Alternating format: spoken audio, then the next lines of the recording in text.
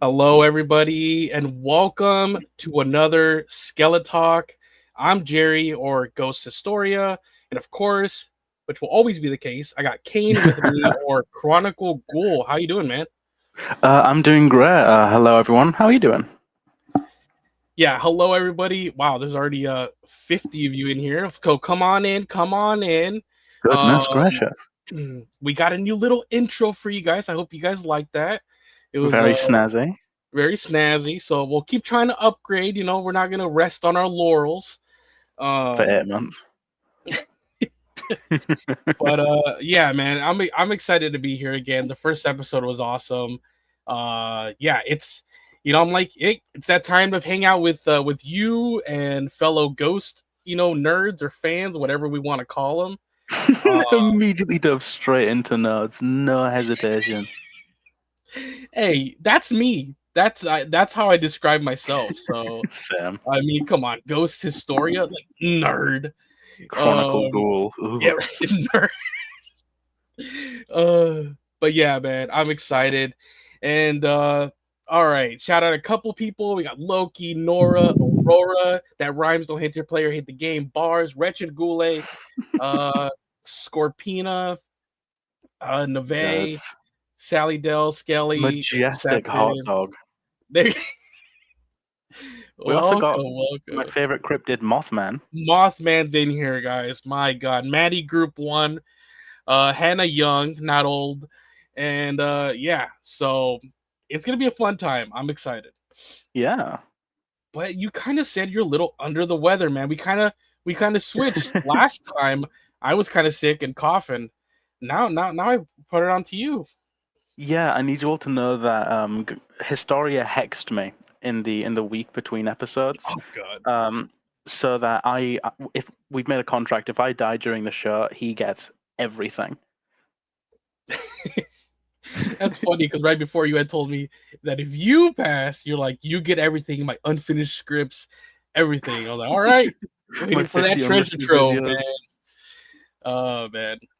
But yeah, and so this one, like we described in our post, it's kind of the calm before the storm. So this is still, before the tour officially starts, which obviously we know from last episode, Kane here he's gonna actually attend the first one, so we'll get a first-hand account of the first one in Manchester, I believe, right?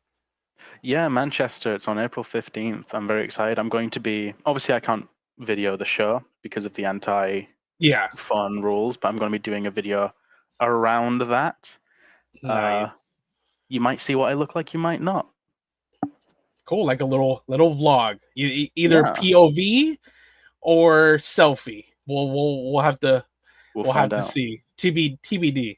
TBD. Um, but yeah, we got soon we'll have that and the his first hand account on that on probably the next episode maybe. And then also the day after that is the launch of issue 2 of the comic book. So it's gonna be, and then from there, obviously, we got the album release probably like a week or two later. So it's gonna be crazy. So this one Not we're even like, you 2 know what? weeks. Let's keep it chill. He was like, let's kind of do our ghost origin stories, things of that sort. But like always, last minute, they actually did drop a couple items on us, so we do have some things to bring up and discuss and talk about in this post. But yeah, how are I you need to guys say. doing? I need to say. We were definitely planning, as you said, Ghost origin story, why we became ghost tubers, and quite literally as his story was like setting up this broadcast, things happened again. Yeah. Tobias Forge hates both of us combined. I've passed it on. Sorry. And we said, it's okay. It's good stuff. Like it annoys us for a second, but we were like, you know what? I'm glad it's out there. We're just kind of scrambling at the end, getting some slides done for you guys, so it looks pretty good, pretty professional. But we got it done. We got it done with like a few seconds to spare, so we're here. We. But I'm. yeah, I was sat wrapped in my blankets, feeling ill. I heard Historia clicking and clacking away, making the slides. I'm you lazy hear with my it. sweat drops like hitting my keyboards and hitting my table, but got it done. I could hear you banging your desk out of frustration, cracking it open like an egg. Yeah. But let's kind of start with what you were initially, obviously we got much more, but what you were kind of initially, let's kind of like ease on into this. How did you Hmm. initially get into ghosts? We'll answer ourselves, but even you guys in the chat, let's all participate on, because this is the chill one, like we said. So we're all hanging out together. Leave us your origin stories so that we can kind of like highlight you guys during the stream. But I'll start with Kane. How did you initially get into Ghosts? When did you first hear it? Things of that sort. Oh, wonderful. I first embarrassing, but I first got into Ghost because a YouTuber I really liked wore a Ghost shirt, and I was like, "What's that band?" And I think it was Jules Dapper, and I listened to Mary on a Cross, and I did not like it, and I was like, "Man, this kind of blows." Uh, and then ages later, I listened to, I think I was watching a TikTok, which I never do. I don't have a TikTok account, and I heard Belial, Behemoth, Beelzebub, and I was like, "This sounds sick. What's this from?" Listened to the song, loved it. Listened to Mary on a Cross for a second time, loved it. And the brain rot has existed since then. Oh my god, it's funny because yours is kind of backwards in terms of where you said Mary on a Cross. Didn't that kind of blow up because of TikTok? Yeah, Yet you didn't like it. Yet on TikTok you discovered another song that did get you interested. That's kind of funny. Um, yeah. Mine is actually similar to yours. I Hmm. think the first one was I saw somebody wear a shirt. Yeah, this was a member of one of my favorite bands of all time, which was James Hetfield. I believe he was Yes. wearing this way back in 2011, maybe something like that. And it had stayed in the back. I didn't look them up right away. I think it was a little bit after I finally got around to looking them up, and I'm like, okay, I see what he meant, that they're kind of different, kind of cool. And initially in my head it was like, man, this is kind of like ABBA but just twisted, or the Beatles Yeah. but twisted. I love that it went back to a sound that was more like 70s or 80s. It kind of took us back, and it was a little bit nostalgic, yet like you said before, it had that like satanic sprinkling on it that Hmm. some of those bands from back then didn't. It was funny. It was like a Trojan horse. Like, it sounds like with melodies and hooks, it sounds like those Harmonies. peaceful, yeah, those peaceful 70s 80s bands. Yet if you actually heard the lyrics, I'm like, this is awesome. Like you said, it was just like satanic and things of that sort. Hmm. I mean, come on, like a horror movie junkie, metal junkie. I mean, that's Oh what we're yeah. gonna, obviously, that's what we're kind of here for. Um, but yeah, so from there, it just, and then literally, I think it was, I've heard songs from Infestissumam first. I think maybe the music Hmm. video of, the first music video I think was Secular Haze. That's the Yes. one where they're really like in a set from like a On the 70s stage. TV Yeah. show. Yeah, yeah, yeah. So that was Isn't my that, first one. Is it? if I'm correct, isn't that the first video on their YouTube account, or at least the first music video? I think it might be. It Hmm. might be. Yeah. So that's how I got introduced, and then from there it was just the rabbit hole, and then they discovering they did cover a Beatles song. See, I was right. They hooked you. Yeah, and then it's been like that ever since. But and then my personal favorite album is Opus, and Oh yeah. so obviously in the little intro we have that Papa 5 Opus crossover thing going on there. That's so cool. Um, Opus Perpetua. yeah, we'll have a link to the artist that made that image in the description. Like short right after we end this, because like we said, we were scrambling at the end, so those little details fell through, but they'll be there so you can look up the artist. And the beginning, the songs are actually, once again, they'll be in the description shortly after. It's a medley from different tribute bands to Ghost from around the world, so that's actually pretty cool. That's the community aspect of it, I believe. Exactly. So we're just trying to highlight members of the community. Yeah. Let's see. Read some of these origin stories here. Let me see. Dance Macabre got Maddie into Ghost. That's Great cool. song. Great song. Perkel area. Okay. Yeah. Let's see. I got into Ghost, says the shape in the shadow. Oh my god. I got into Ghost with Halloween Kills. Oh, why? Very fitting. Very, I was very about to fitting. say, okay, Michael Myers. Yeah, it would be Halloween Kills. Their That's the song real Michael Hunter's Myers. Moon. Yeah, yeah. So and found them and fell in love and have everything Ghost now, along with my Michael Myers collection. Can you just Nice. imagine that it's Michael Myers living in some attic? Yeah, he has like a little corner that's like a shrine to Ghost. Oh Oh, yeah, that'd the be ghost memorabilia. Absolutely. yeah. Yeah, That's awesome. I love don't that. mind the knife that's filled with blood. Just look at my little shrine where Filled Michael with blood. Not covered, filled. filled, Penetrated the metal. drenched. Oh man. Jacinda says, I wish I had found them sooner, but I heard Mary on a Cross from TikTok. Ooh, you're one of them. And I dove right in from then on. Love this band so You're much. one of them. One of them. Vitriol Hey, they're hatred. all welcome. They're all welcome. Oh yeah. Everyone's welcome. Todd says in 2013, I heard Year Zero in some random Spotify Yeah. playlist. I was a freshman in high school. I was like, what the F is this guy's voice? It's unique for their image. It really is. Oh yeah. I think a lot of people, like, if they just see like a picture of Ghost, and if it is Year Zero, Secondo especially, I think that a Yeah. picture heavier. But it's not, which contrasts with the image, which I think it's so great. I think that's wonderful.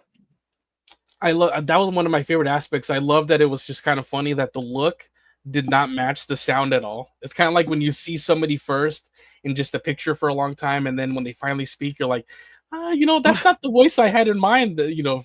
But I love it. I love that it's just kind of like the people I've think just it maybe should be a lot harder than it is, or a lot more metal than I guess it is. Because for some people, it's not yeah. metal enough. But that's the reason I like it, man. Like I said, I like that it takes us back more to like, especially more of the earlier albums, like a 70s, 80s vibe. You know what I mean? Oh yeah, absolutely. And I love that they're not shy to change genres or mix genres. Like 20s was we talked about this in the last one. 20s was mixed with reggaeton, Yeah, and um, some of the more ABBA inspirations coming through in Impera, I believe. And it doesn't feel wrong for the music. It all feels like a natural conclusion of like, yeah, Ghost can go there. That's fine. It doesn't feel jarring, despite that image being, satanic, the satanic pope and his groupies, the exactly. ghouls. Like we said, now that's one of the biggest uh positives or pros to them is that pretty much they can almost mix with any genre or do pretty much an eclectic mix of whatever, and it doesn't feel off-putting. Like you said, it's not like they've been strictly like really hard metal for 4 albums, and then on the fifth they're like, yeah, let's do this left turn. It's Yeah, kind of it's now just slowly been there the entire time, so that's cool. it's not like a jarring turn, which is fantastic. It feels. I think I've just gonna repeat myself. It just feels natural. Like, of course, Ghost would go more ABBA, and then potentially in Skeletar get heavier in some songs, and then get lighter in others. Yeah. Scapegoat says YouTube recommended me the Square Hammer music video. I love that one day, and it literally changed my life. And they have a picture of an actual Jesus, scary looking goat. Scapegoat. I love goats. And here's Mothman. My first song was Mary on a Mothman? Cross because of TikTok, and I was like, man, I like this. I should check them out. Then completely forgot about them until like a year later. There you go. Procrastination is key, man. And then when I heard Square Hammer and became obsessed, I love it. I should really check them out 1 year later. I get it. Trust me. That's what I was like with Twin Temple. Ian says Square Hammer is it for a lot of people so far. Tozo was Square hooking Hammer, people. yeah. I also remember my brother suggested them to me, and since then I was hooked. So yeah, man. Pretty. And then for the YouTube aspect, I think it's just the fact that I honestly just wanted to talk about it and share my enjoyment of it. But I'm somebody like I said that I would describe myself as a nerd. I love the lore aspect of it, and just all the fact that just other bands maybe don't have some continuing story. I just felt there was a lot of meat on the bones. So I felt like a channel was, like validated, like there would be enough material to continue to cover. You wouldn't just be like, oh well, it's just the songs and Yeah. that's it. It's like there's so much into the just the cover arts of the albums, which we'll get into in a little bit. There's so much in Oh the yeah. actual songs, themes of the album. There pretty much was like three stories, right? There's like what is really the story of Ghost, their fictional story, and honestly, a third one is kind of like what's the story that loosely has been going on through the albums, because the albums have had a completely different theme story to like their fictional story, at least I believe. So I could I definitely don't see know. that, especially with how the album art can actually go into that. Yeah. Um, it's just so cool. I mean, also I completely understand like getting into YouTube because it's like Ghost is this multimedia thing, but some people seem to be focusing on one aspect. Whereas Yeah. like if someone makes these videos, um, like they can get more people into it because it's like, yeah, there's this lore, this story, the album art can mean this, and I really admire the way that you do your videos, which is like it's very different from what I do. Bear in mind I don't post. Uh, I post too much. no, I think you post just enough, dissecting different aspects without feeling like you're saying the same things over and over again. I think it's wonderful what you do. Whereas I am more so bogged down in the lore. Yeah. Uh, like I don't think I've mentioned Tobias Forge by name in my videos once, Mm. because I don't want to break that like kayfabe. Kayfabe. Yeah. Yeah, it's I mean, it's so weird for me to be like, yeah, I made this kind of bloated first video for my friend Aurora. People seem to like it. I made some more, then I didn't upload for 8 months. Why? I don't know. Yeah. Then I made one, and people were like, "You're back." I was just thinking, like, man, all I do is kind of say what has just happened in the past week, whereas you like do full dissections on things, and you can lean more into the real life story. I guess that's a good way to good comparison, because yeah, we are so different, yet we can have a conversation and have so many things that we're alike on that we pretty much enjoy, but we kind of cover it a little differently, which I guess it's really good because that way the audience can be subscribed to both and pretty much get a completely different vibe instead of a repeat of the probably the same exact thing. So that's actually good for that. Yeah, And then I'm somebody that I'm even into the other stuff, like I'm really into comics. I'm really into even like something like the figures, where I made a video yeah, about the upcoming Papa 4 figure I and want all one so bad. stuff like that. So but yeah, man, that's kind of our little story right there, how we got into Mm. Ghost and why we decided to I cover it. I will pose one question to you. Yeah. How do you upload so fast? How do you do it?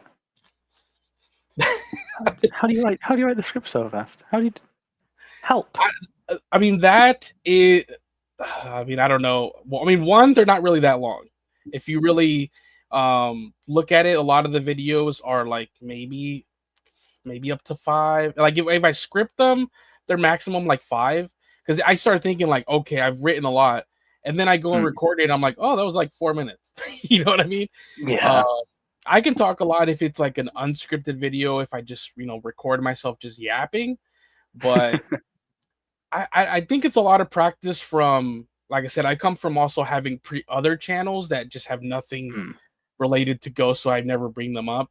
So it's, I guess, just practice from them, from that channel to kind of get the hang of like how to write really quick, and not only that, but Yeah. like not sound robotic, because that's what I don't like. I didn't like in other channel that I did in the very beginning, when I mean when you're first learning everything for the first time. I hated that the script sounded so robotic. It was just like, here's the info, there you go. I was just like, Mm. I finally like found out how to kind of write the way in the way I actually talk a little bit, which is kind of weird to say, but just No, so I it get it sounds fully. less AI, less robot, where it's like Yeah. obviously nothing will be You're as just listening to us in stream or watching it, because this is the way we 100% truly are. But I think now than ever I'm closer to that in in writing my scripts. And then I don't know, man, I get so excited that when something drops and I have the time like really quick, I Yeah. just like dive in, I write my script in my phone, I record myself, and then I try to edit. I mean, you have way better editing than I do. I don't do fancy stuff. My stuff's like a Oh god. teacher's PowerPoint presentation. So I still think it's good. Like the illustrations and how you show things. I think you do a great job.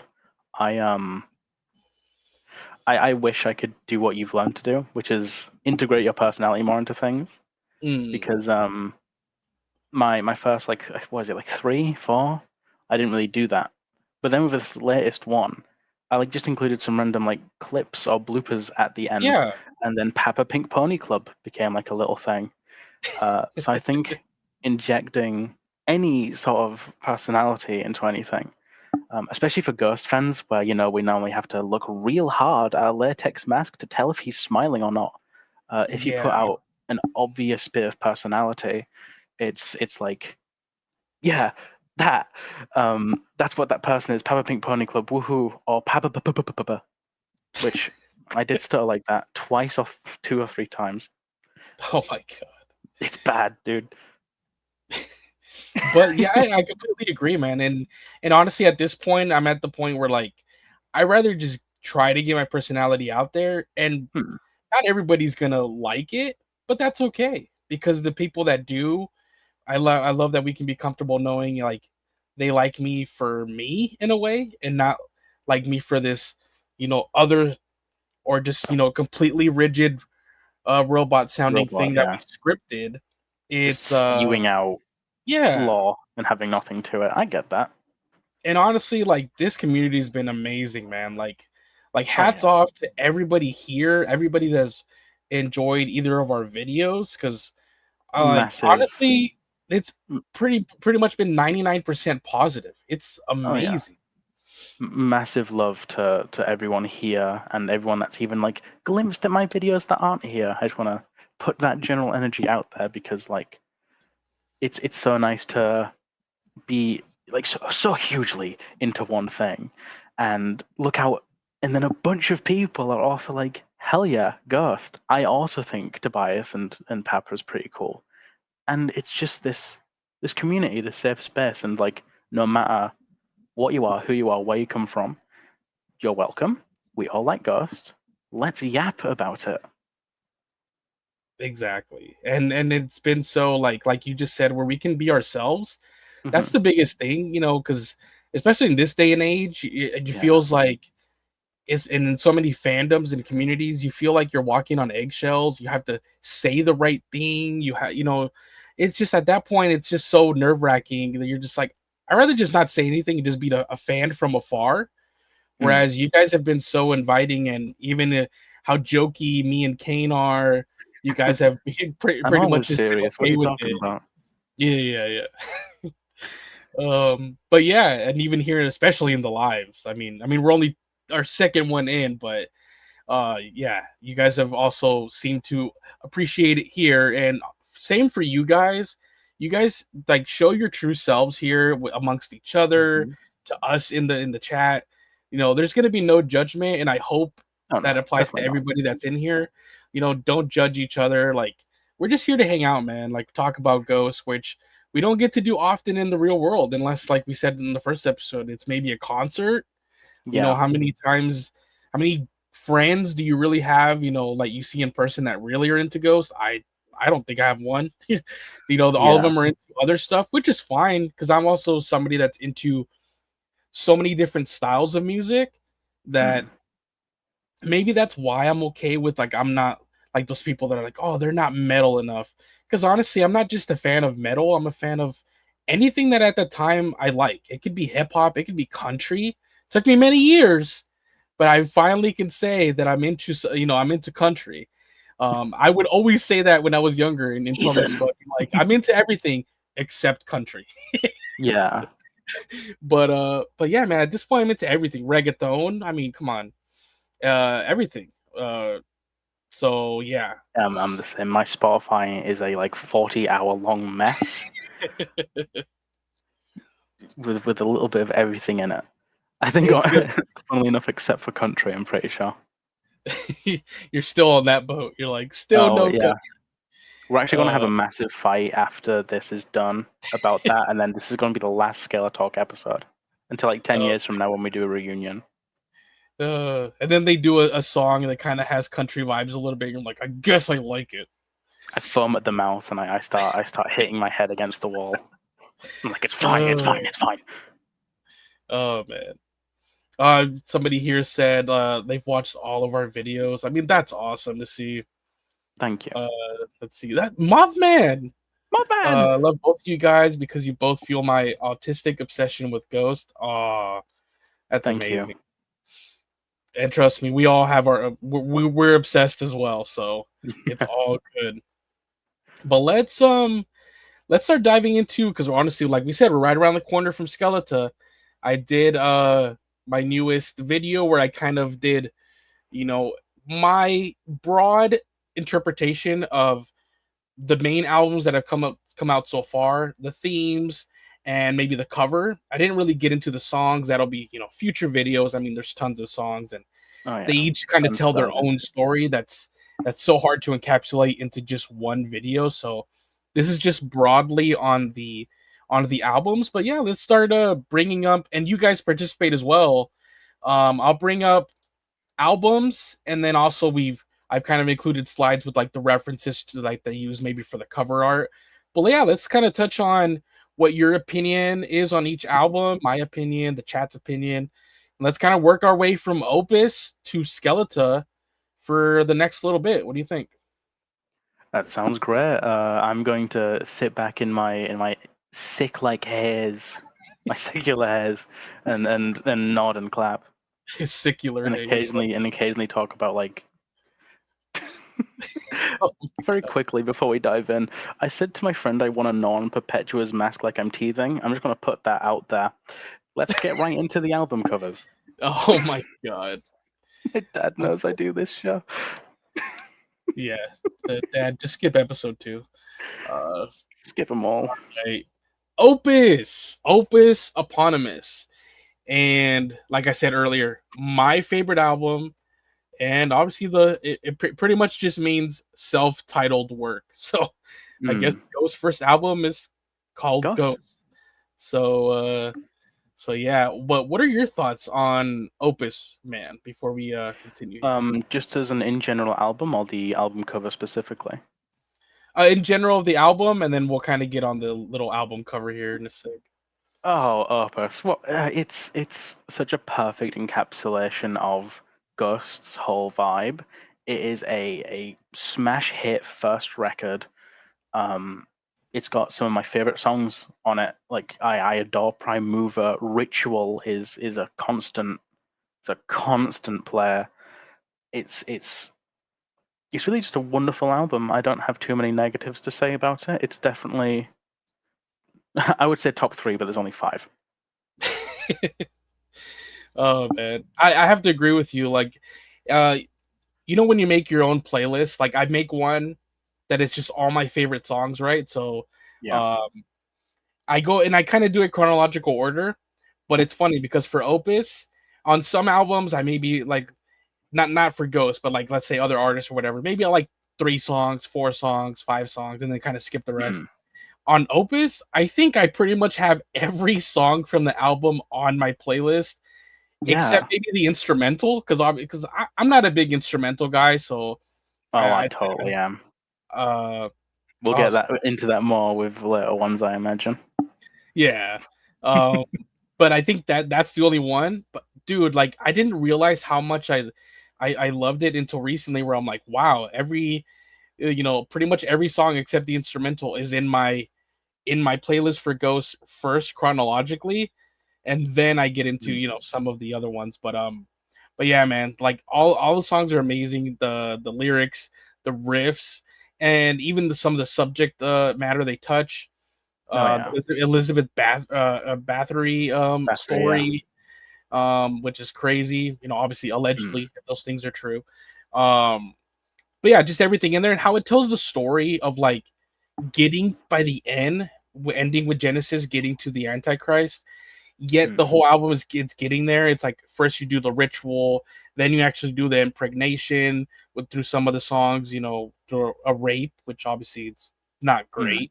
Um, and then by the end of the album, the It's Antichrist is dark. here and it's born, and it goes into the second album. So that maybe that makes those my top two, especially when it comes to where they kind of do tell in a way a continuous story from this album to Infestissumam. But Yeah, I will definitely say with this beginning one, you can definitely see like I do think Ghost was intended at first to be more of a darker project. Obviously coming hot off the heels of I know he did Subvision, but Repugnant, yeah, which was way darker in vibe and subject matter, obviously being death metal. So I think like with the things like the forced impregnation of the Antichrist, I think the vibes of these albums are way darker than what they would later become as Ghost kind of found its own footing as tongue-in-cheek Satanism. yeah. That we'd especially see in Impera. Yeah, I think that's the one where it started, like you said. I think the first two, it's more like you said, it's darker, it's more in your face, whereas it then became sort of like you said, maybe metaphorical, maybe more tongue in cheek, maybe a little more playful, and then it kind of continued from there. But it's fine because like he has explained in an interview, if you just strictly stuck to the vibe of the first two albums, at some point you just run out of material. And yeah, there's bands that have been on that, but like you said, I mean, have they really evolved after maybe once they hit their prime in like their third album?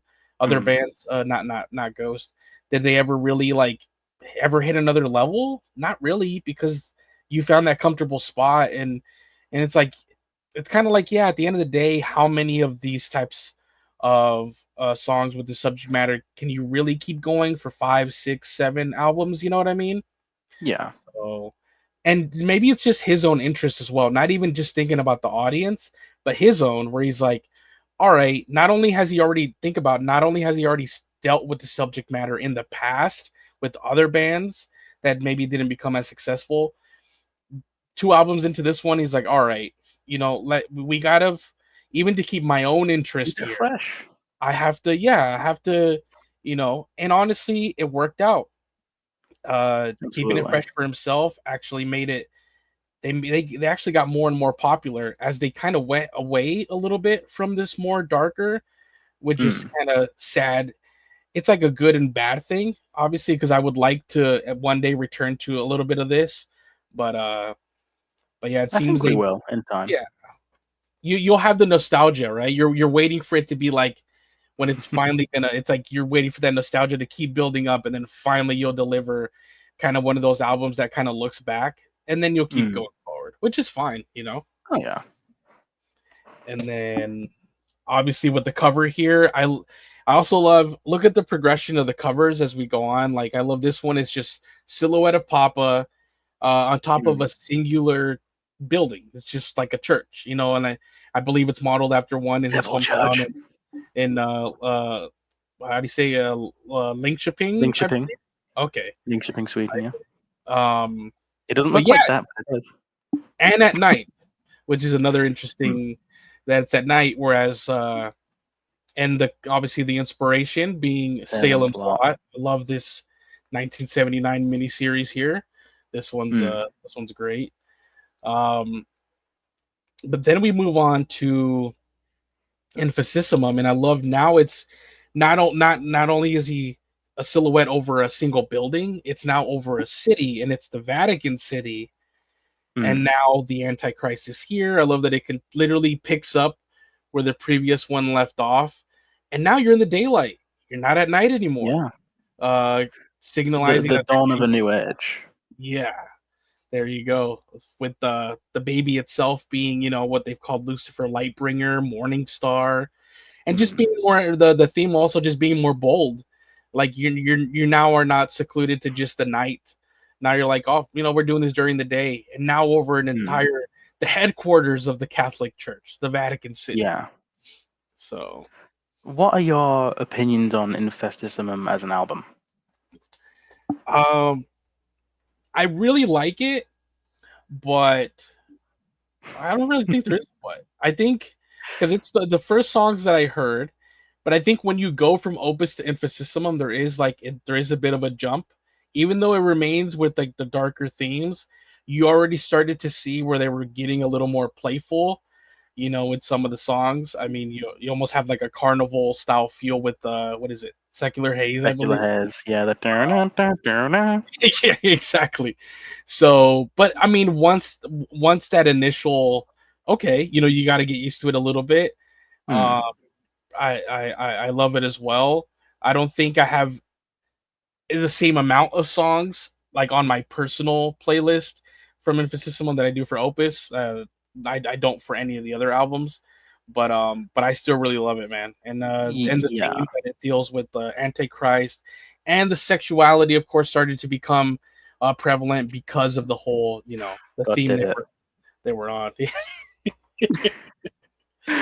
What about you? I Okay, I might have a bit of a divisive opinion. Out of all of the Ghost albums, this one is my least favorite. But that doesn't mean I don't like it. I love Infestissumam. I Mm, do. However, I feel like some of the songs are better live because it's kind of overproduced in this album. yep. Um, Yeah. Whereas I feel like some songs, like If You Have Ghosts, um, the cover version from this sounds better live. Mm. And I feel like that's the same with what's that one song? The one where he's the son of one below? Oh, the Gigolo one, right? Oh, Gigolo Harmageddon. You're right. Yeah. I feel like that one is a little bit heavy on the voice effects. Some of them are. But on the flip side, it has Ghoul slash Zombie Queen, which is Yeah. God, I love that song so much. It does sound like Scooby Doo chase music, but I love it. Jiggly harmonica. Jiggly harmonica. Oh my god, hold on, I Loki, gotta put that's a that up. great one. Loki. Oh my god, what a legend. Um, that's exactly what I was gonna say right now when he was a majestic hot dog. I agree with you on like I Yes. was like as soon as you said it, you're like, yeah, they sound better live. And honestly, I think not even just live. I think some of the songs from this album I prefer the acoustic live, like the unplugged as they call it. Um, Yes. there's the that video of Gigolo. There's that video of If You Have Ghosts, the Ghoul. I honestly think they freaking like you said they slap as the acoustic versions. Those are awesome. Yeah, Like especially you when said, there's I a think kazoo involved. the album itself, like you said, I think it's a little overproduced, but the songs are still great. We Oh just yeah. prefer them either live in concert or honestly, like me, I always like to hear the unplugged. I love. Hopefully, one day they do it. Like I remember back in the day, Godsmack did that. They had one whole album that was just all acoustic, and it was just it's fascinating to hear songs that were just with the you only imagine them with guitars, like plugged Hmm. in, to then just hear the acoustic versions of them. So I hope one day we get to hear more like acoustic versions of even their further catalog. I'd hope so, but I think that also depends on how they're gonna go with Perpetua's whole deal and no phone shows and no Yeah. law after a certain point. But I agree. I would love like an unplugged version of some of the layer songs because obviously Tozo did the unplugged with Goulet, which was fantastic. Had the kazoo of destiny. Yes, Um, exactly. do you reckon they're going to do an acoustic version of Kaiserion and he's going to shred his vocal cords immediately over over an acoustic guitar? Oh man. But yeah, and then it's obviously some of the main influence for this cover art is the movie poster for Amadeus. Amadeus. So that's pretty cool. Um, and back to that, tell me why they do have some of the best album art, man. Like even recently, the last few days, I've been looking at other bands and maybe some that come close or something like Iron Maiden, but but then they do have like a lot that are just not good. Whereas literally you could say that the worst technically was this one because it was the most simple. But since then they've gone progressively better. I don't think Opus is the worst one. No, I don't think so. I'm just saying I in terms think of they're all like good, yeah. yeah. I think what really stands out is the colors and the iconography. You can Mhm. see that and immediately be like, that's Ghost, and that's Yeah. Infestissumam because of the heavy orange tint. Yeah.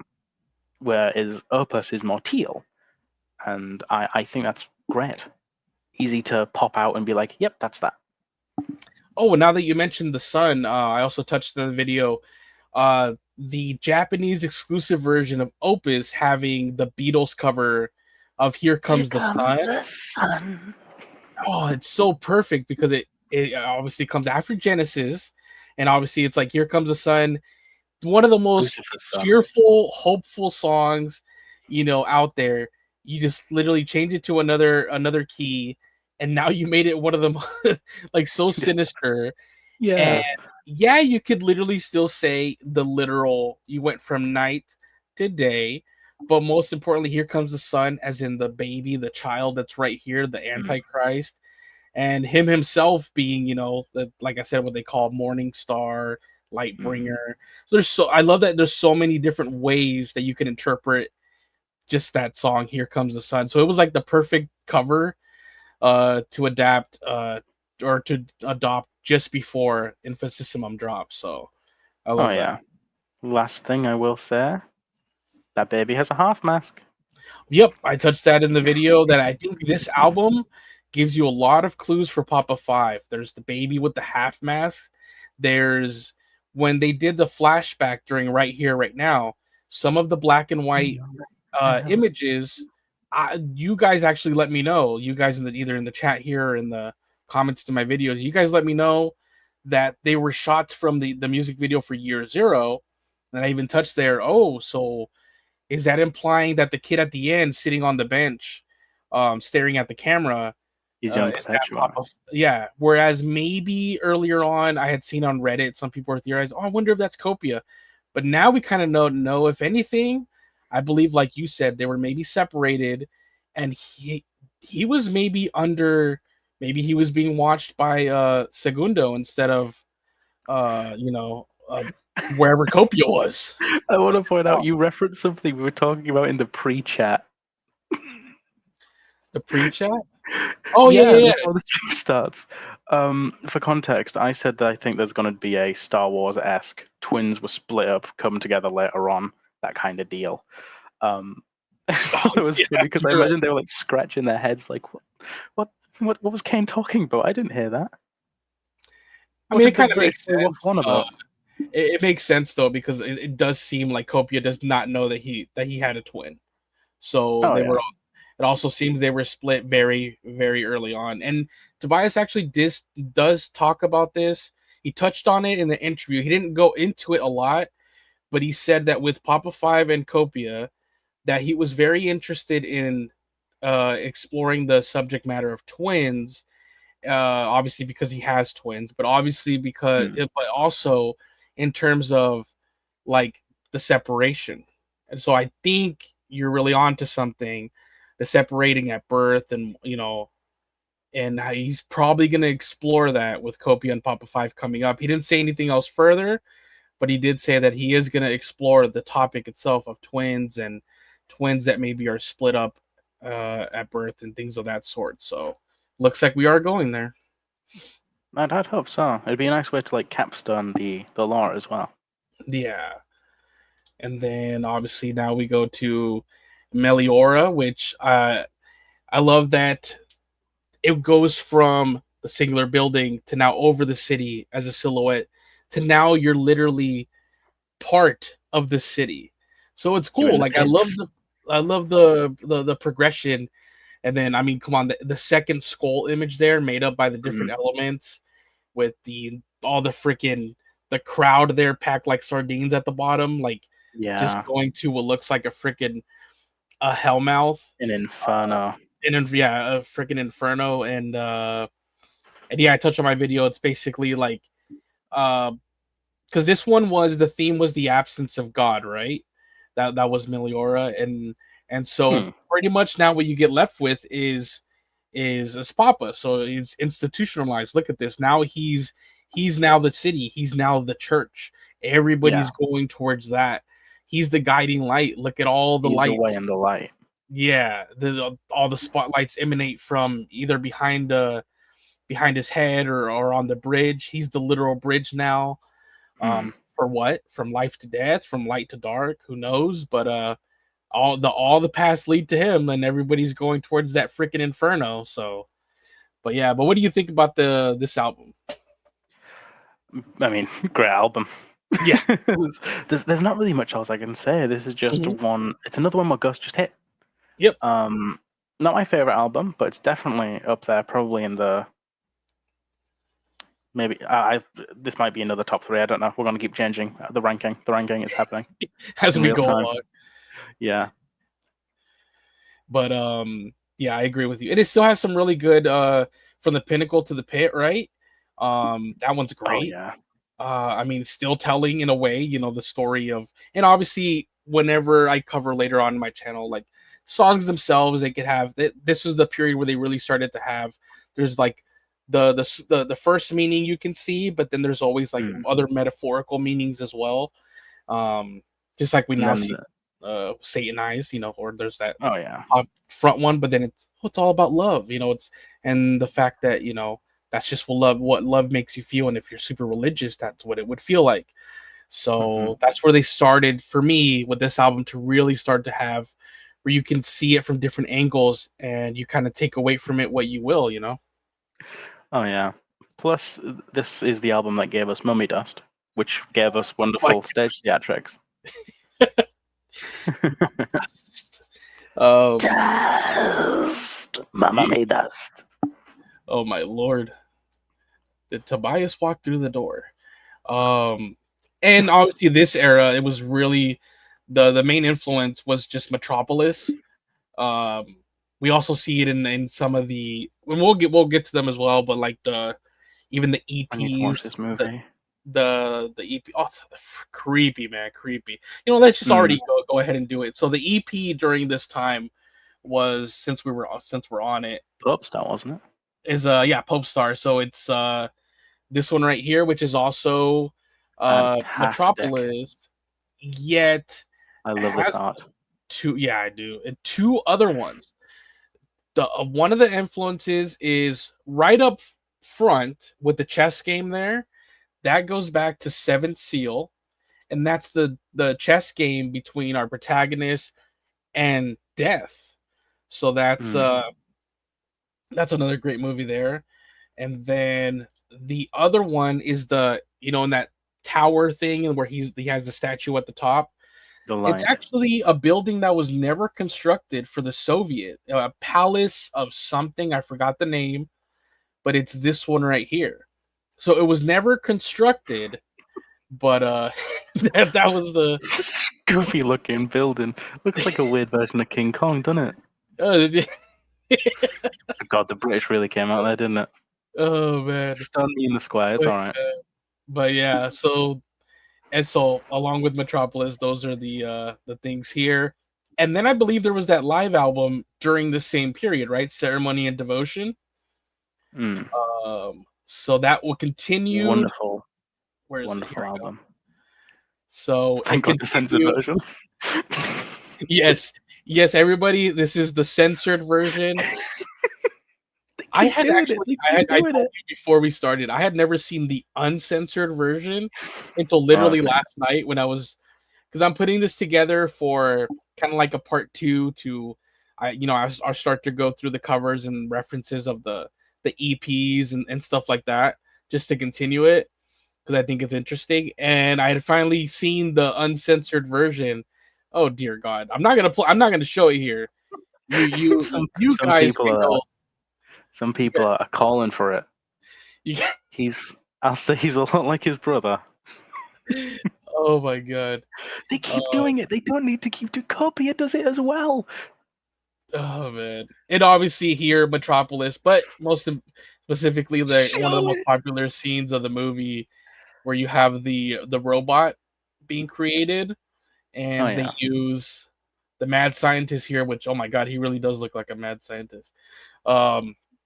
He's using the body of this woman and giving her life force and her, whatever, to this robot. The robot's supposed to replace her, but I mean, how could you look at that robot and be like, Maria?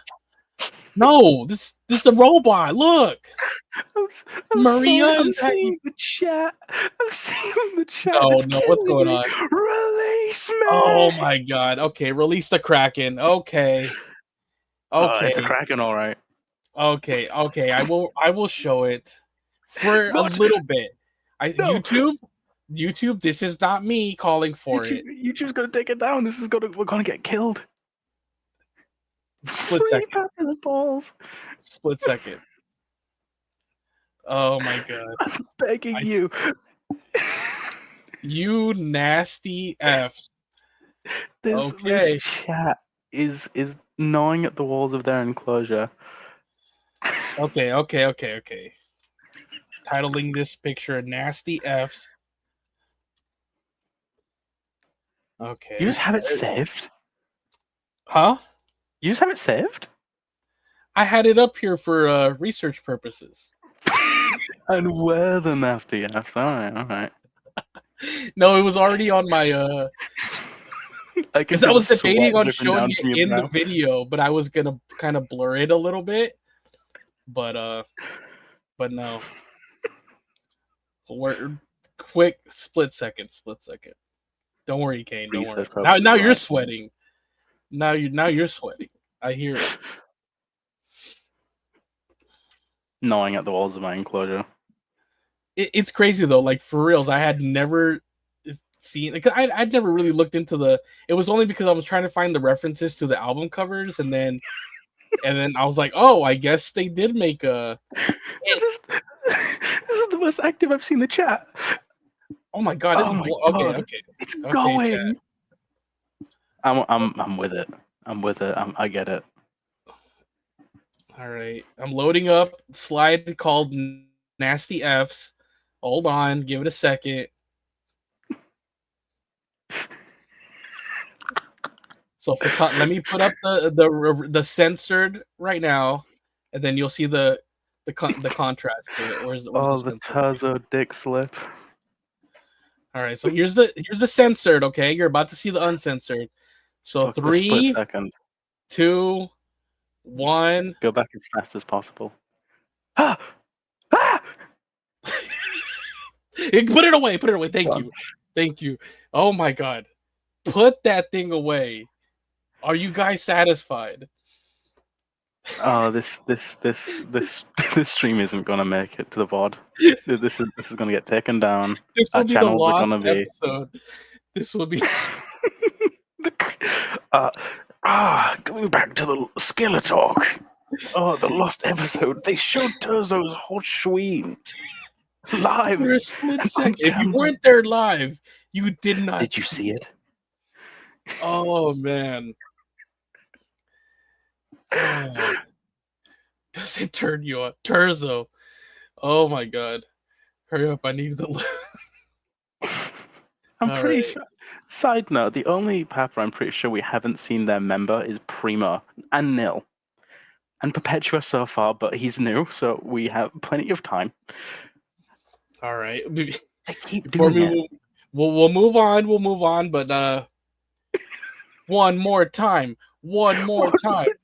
Okay, guys. All right. One more time. We need an applause sound effect. Oh yeah, everybody, do something. Either clap for it. Give us some emojis in the chat. It's gonna drop some emojis in the eggplant emoji in the chat right now. Oh god, people watching this in the future, we apologize. Oh wait, it'll be a lost episode, so it doesn't matter. Yeah. Okay. 5, 4, 3, 2, 1.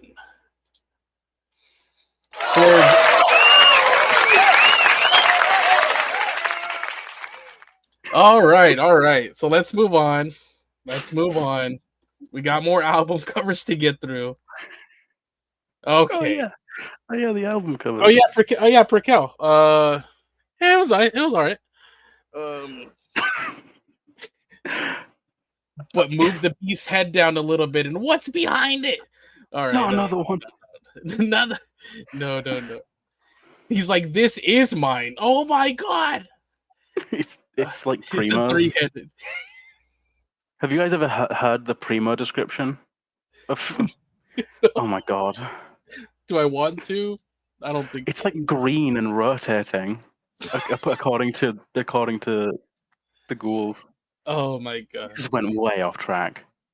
All right, chat. Let's get back on board. Nora, he has 3. I know now that we went from that one to this one, I'm like, oh my god, this kind of looks like here's mine, and it's a 3-headed beast. Oh my god! Oh no! Now I can't even look at this cover art the same anymore. My glasses off. I'm taking my glasses off. I'm blind now. I can't see it. I'm free. Oh. Oh. Oh, my dad knows I do this. I've said it before. He can't watch this one. Don't go from 1 to 3. Okay, what happens in 2? Dad, you trust me. It's boring. Nothing happens in 2. Okay? I take a nap midway through. It's real bad. I'm surprised it's still up. All right. Inspirations for first of all, like I think this is one of my favorite ones. It's like really, if you think about it, really metal. It's awesome. I mean, it's medieval because you're dealing obviously going back to the Black Plague, things of that sort. I always thought the wings were his, but now that I'm looking at it, and I even said that in the video, but now are those the wings of the 3-headed beast or are those his? I don't know. At this point, I'm so out of it. Okay, we need to recenter. Stop saying hi to my dad! Stop saying hi to my dad! Hi. Oh god. All right, whose wings are these? All right, let's recenter. I did not enjoy that.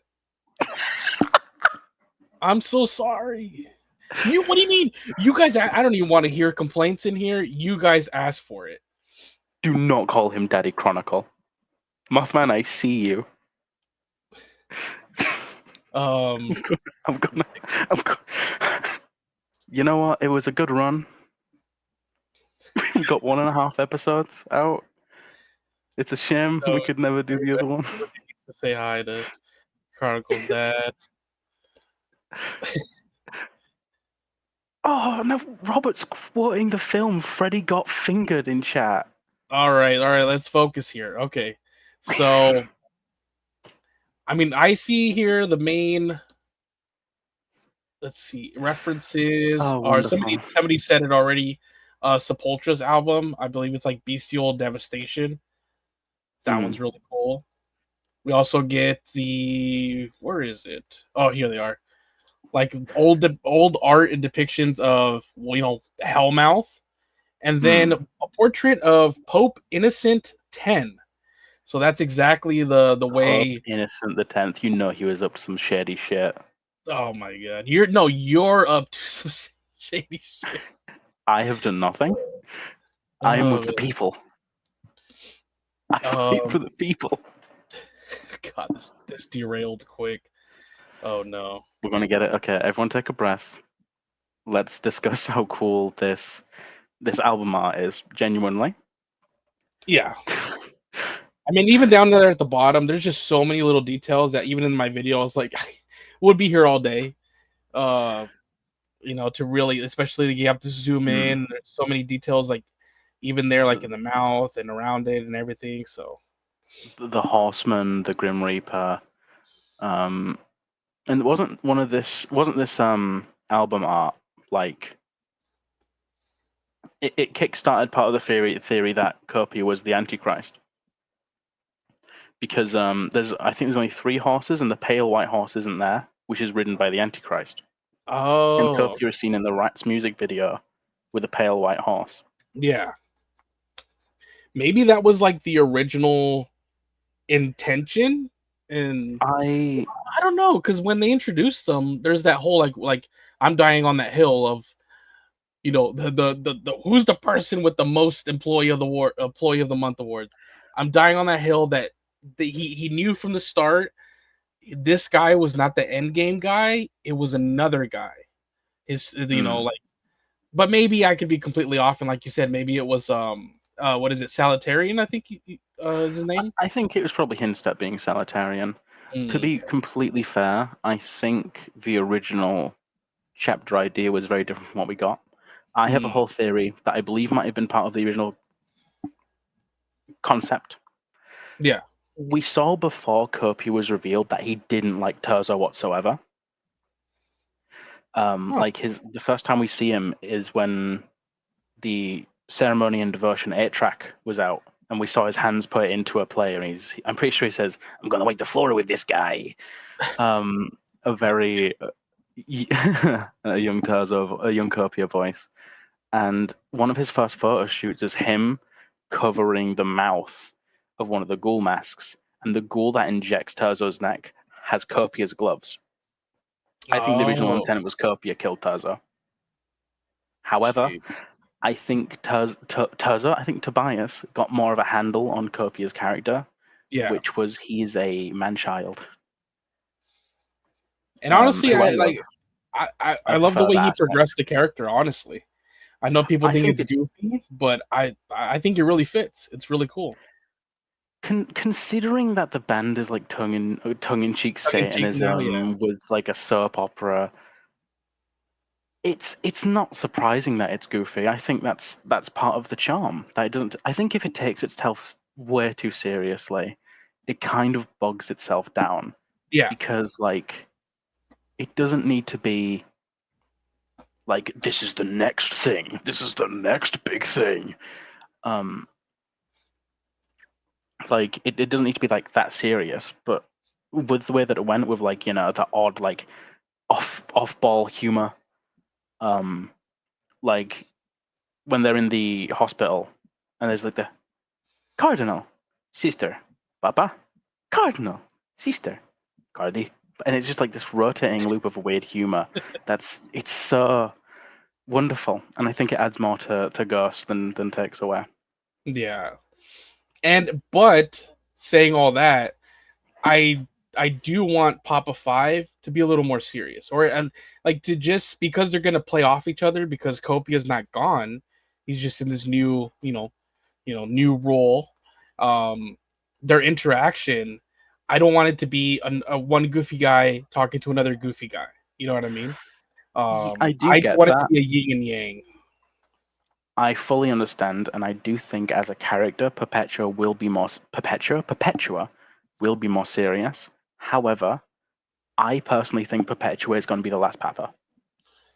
No, that's my current theory as well. I do think that's why the name is there. I think they've now, even if it's retconning a little bit, how I do think all like everything in album covers, the lore, I think they're now trying to point to like he's been kind of the one they've been waiting for. You know, he's been like the chosen one. And so I do think he's gonna be. So I can't wait to see what is told in like the chapters and how this comes across. But I do think that's kind of what it's setting up at the moment, at least. I do think that, yeah. I do agree. However, I will say, I think he'll start serious, but because Tobias is silly, as we saw of Copia quite literally prancing around stage, I think Perpetua will lean into be serious, but he can, you know, at the same time be not like goofy, but lighthearted and jovial. Yeah, it doesn't need to be overly serious. Yeah, we got that with Secondo, and like it was really cool. I love Secondo's presentation, but I think if we keep on having the same things again and again, especially with this new guy who looks like the coolest thing you've ever seen, and also a disco ball at the same time, I think making him just the same as another Papa will be kind of a missed opportunity, especially considering that this is the last one. So having a blend of kind of the different sprinkled elements of maybe some the what we've seen before, a little bit of Copia, a little bit of a Segundo, a little bit of, you know, that'd be fine. Like, kind Yeah. of like an element of each. That way, this is the last one. He's kind of like you combine the breast, and this is the one you make. So Yeah. And I think we've already gotten that, to be completely honest, with the fact that Perpetua in what we've seen is creature-like. He's off-putting. We know for a yeah, fact he can smile. He never does. Cardinal, well, Cardi, Copia, when he first started, was being silly in his photo shoots. yeah. Perpetua isn't. At the same time, he can't open a door for the life of him, and he can't. He's gonna have to We're pull that still off in waiting Atlanta. for that months and months later. 8 months. Oh man, that's funny. And then we get to our most recent, up to right before we get Skeleta, which obviously it's Impera, and the theme was the rise and fall of empires. And I kind of said in my video that with this cover right here, I see I read that it was kind of supposed to be like, in terms of the cover art, you went from the medieval times to now you're jumping again hundreds of years in the future, and now there's like this monument or statue being under construction, and the left side is like pristine, it's completed, so there's the rise, and even though the other side is just under construction, it still looks like it's decayed or falling apart. So I said Yeah. it kind of does go with the theme of the album itself, even though it's technically a statue or monument that's under construction, but it still gives off that vibe. The moving artwork of this Oh yeah, is beautiful, hypnotizing. yeah. I adore this artwork a lot. I like the is it Anton LaVey? No, Alistair, Aleister Crowley. Alistair Crowley. I have it right Who's here. Anton LaVey? He's the guy that wrote and started the actual like satanic. Right, of course. Yeah. I got them mixed up. Sorry. That's all good. I love it. What are your thoughts on this album in general? I think it's the one that I think the most has maybe. I still like all the songs on it, but I think at first listen it was kind of like it was the most 50-50, where like I really like some. It is not that the other ones didn't work. They just like it took me longer to get into them, like maybe 20s, things of that sort. But now as I listen to it more and more, I'm really, into it. Like Watcher in the Sky is really cool. Like the riff on that Oh is yeah. amazing. So yeah, there's some really cool, like Kaiserion is in there. Call Me Little Sunshine. So Spillways is great. But yeah, I mean, I don't know where it is in my top in the album rankings. I really have to sit down and like kind of do like a little ranking. But I mean, I still really like it. It's probably not my one or two, but I still really like this album. This album is probably my number one. Really? Because I think it is the best produced. I Yeah, think in terms every of evolution, song, yeah. every song for me hits, and I like that they're all kind of different. Like putting Griftwood next to, which I know it's an instrumental, but like Respite on the Spital Fields or 20s or Kaiserion, they're all different sounds. And yeah, Darkness at the Heart of My Love, fantastic song. Yeah. Spillways, it's just back to back for me. And listening to things like Griftwood, like I don't, is Griftwood the instrumental? Am I getting the names right? It's just I lay down and listen to it, and I'm like, this is great. I'm having a great time. I adore this album thoroughly. Oh, Todd, I think I'm there, and it's not that like I'm like, oh, it's bad. I just think when you think of all their songs, I think 20s is my least favorite of all their songs, but I still like that they went there, and Interesting. like they kind of touched on it with a different genre. I still think it's good, but I just think when I mean, living up to the caliber of their other songs, I think maybe it is my least favorite song. Maybe.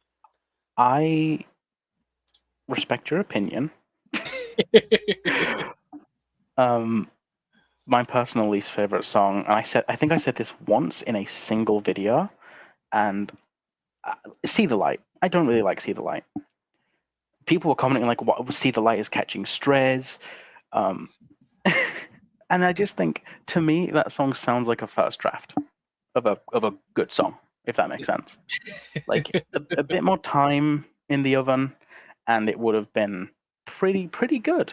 But it's just that, like, hate me, feed me. Man. It's a bit too goofy for me, which I know Mm, sounds hypocritical and weird because, like, it's Ghost, it's goofy on purpose. But to me, it's not like something I can put on and just be like, yeah, this is something I'm listening to, and don't kind of smile at when I hear that. I'm like, that could have been a better chorus or bridge. But that doesn't detract from the song. I do still like it. There's other songs I don't really like. That's just the one to me that's like, I could do without it. yeah, I think for sure I like at least appreciate all of them. Like I see Oh yeah, what they were either going for, or the how maybe it was progressive in terms of like certain elements of it. Um, but yeah, I mean, I like that we have different opinions. If we just had the same opinion over and over, it's just you know it'd be kind of boring. But I like that. I like that. exactly. Even with the albums themselves. I mean, maybe even with the upcoming Skeleta, we'll kind of see it completely different. So that'll be interesting to finally review one like that's fresh. So that'll be really cool. Oh yeah. We can actually have a chat with the two of us and the audience about what we thought about particular songs, the messaging, everything. Because I really hope it's good. With the progression of how Ghost is going so far, I do think it has the potential maybe knock Meliora off my top three. Maybe Exactly. not. We'll see. And like you had already alluded to, the Aleister Crowley reference here, as well as his symbol, which he's known for. Not the one on the book there. It's Still this one, Cipher. the heptagram. It's in the background of those giant windows behind Papa there. And also in the So, crucifix. yep, yeah, you're right, and also in the crucifix. So that's another symbol closely tied to Aleister Crowley. And honestly, that gets us all the way up to um, Skeleta. So Mm. let's see. For this one, I said in my video that it's a big departure. I mean, maybe not from Impera. I think that was the first one, was because all the other ones, if you think about them, they're kind of like pulled back, and you're looking onto like like a wide shot of either a city or a landscape. Like kind of like Or a even with character. or a character, kind of like Brickell, where it's still like pulled back. You see the whole landscape and everything. See the Impera whole. was kind of like that close up on the statue or monument, whatever it was under construction. But this Hmm. one is the one that feels to be the most like claustrophobic, and it's weird because it's now, we actually joked about it in the previous one. We're like, where are you gonna keep going to try to outdo yourself? Are you gonna go like into space like galactic? And they actually did. Like if you look at the void around, Partly. you're in the vastness of space. So in a Yeah. way, they went to the biggest setting that you could possibly have, the vastness of space. Yet we're kind of like claustrophobically just looking into this confined kind of room in a way, and just Well, forced to look to within ourselves and within these mirror images. Sorry, what were you gonna say? I do like how the back of Papa's, well, the creature that looks like Papa's Mitre completes the figure in the mirror as well. Like, it all looks like one whole, but the closer you look, you realize, no, those are two separate things. This Yeah, reflection isn't what I thought it originally was. However, I will say, as album art, it's not my favorite.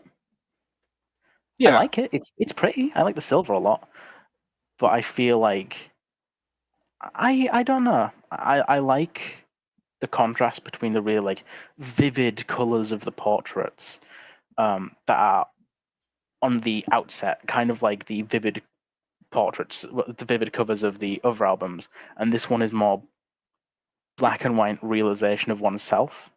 yeah. Um, And I do think that's cool. However, I like the color. I really do dig the color. I guess I Of could the agree other with you ones. on those certain points. I think initially looking at it, and I could have been wrong, but like when I first saw this image, it was when people were thinking that it was just the cover to the single Satanized. And I think looking back, Save me. people like some people ended up being a little um disappointed that it ended up being the actual album cover art. But I mean, maybe that was my also first like you said, not my favorite when you look at the other amazing ones that we've had.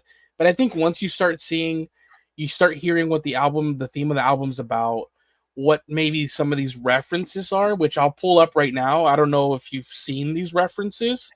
Um, I I think probably haven't have.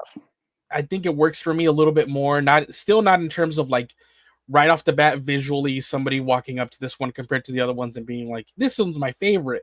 I don't think 9 out of 10 people are not going to say that, Yeah, but we're it's getting hounded in the chat right now.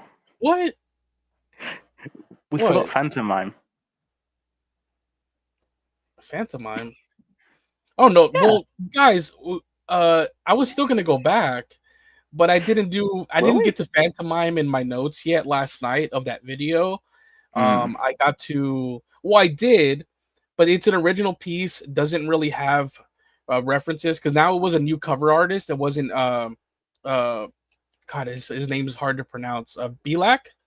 I think he's the one that was doing them for like Prekel, Meliora, um, the things of that sort. Some of the EPs as well. But he didn't come back for Phantomime. Oh, he also did Impera, I think. Yeah, he did Impera, but he This didn't is come out back of for my Phantomime. Huh? realm of understanding. Oh, but yeah, that's the cover artist. And then they got a new one for Phantomime, and it was a guy that mostly does sculptures. So the research I did do last night, sorry guys, I didn't really like upload it here yet. It was gonna be part of my future video.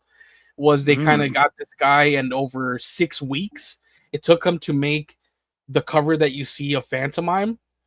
It's an actual sculpture, and it took him like it's like made up of like 600 individual pieces. It took him 6 weeks time, and he had different approaches that he was going to do first, like one with like a we're actually seeing the underneath the mask, but some of his early concept art was showing like he would have like a mask on Papa's face, but we actually do see it in the if you ever watch the videos for I think Phantom of the Opera on that cover, they kind of are looking at the sculpture. Did you ever watch any of those videos where they're kind of like it looks like the camera's like slowly moving around a sculpture? Did you ever watch that? Yes, I just thought that was a 3D sculpt, like in like Blender or something such as. I think it was practical because that's the way he described it. That's really cool.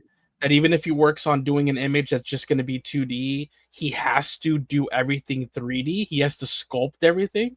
So I think that's really cool. And I think they ended up using it by like that, like using it in like the videos. And in the video, you do get the face of Papa, but in the album cover, it's just kind of more like the skull face. They just remove. So I guess that's one of the 600 individual pieces. They remove the faceplate and you just see the Phantomime. So I don't have This a is all new visual to of me. everything I'm talking about, but it'll be in the future video. But we also didn't touch on 7 inches of Satanic Panic. Well, we did show the uncensored, so I would say we did touch on 7 inches. Oh my god.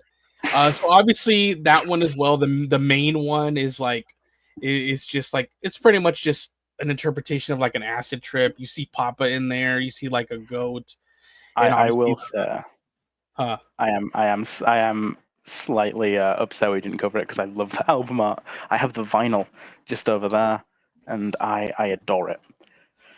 I think the Let me see if I colors can in it. bring it up really quick.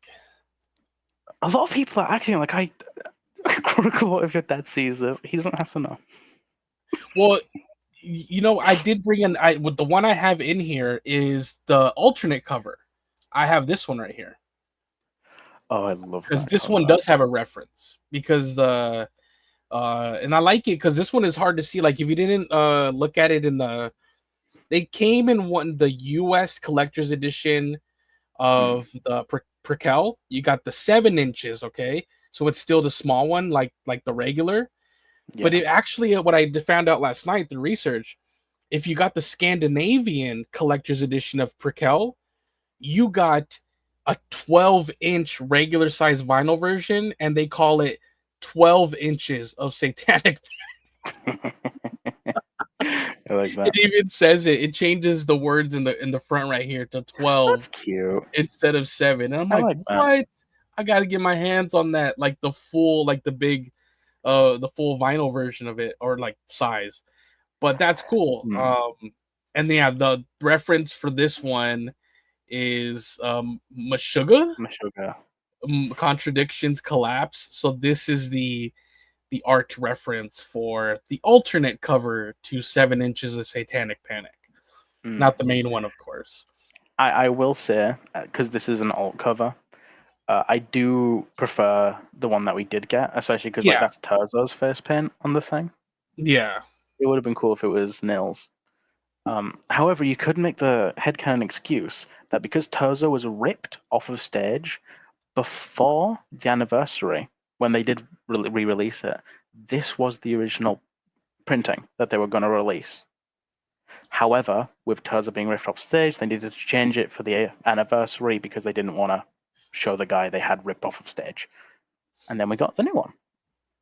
I think so, because this version here, the alternate cover, it was in that one night only pop-up event, the 1969 thing. It was in one of the frames where I forgot how many sales supposedly it did.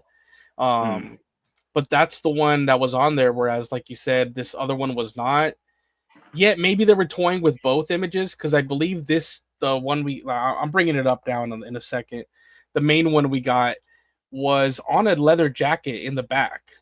Also, it was like the leather jacket was framed, and that's the image that was on it. So maybe they were toying with both images at the same time. That's possible. I mean, it's just it's fun. I really like it. Yeah. Yeah. Like you said, what's the story?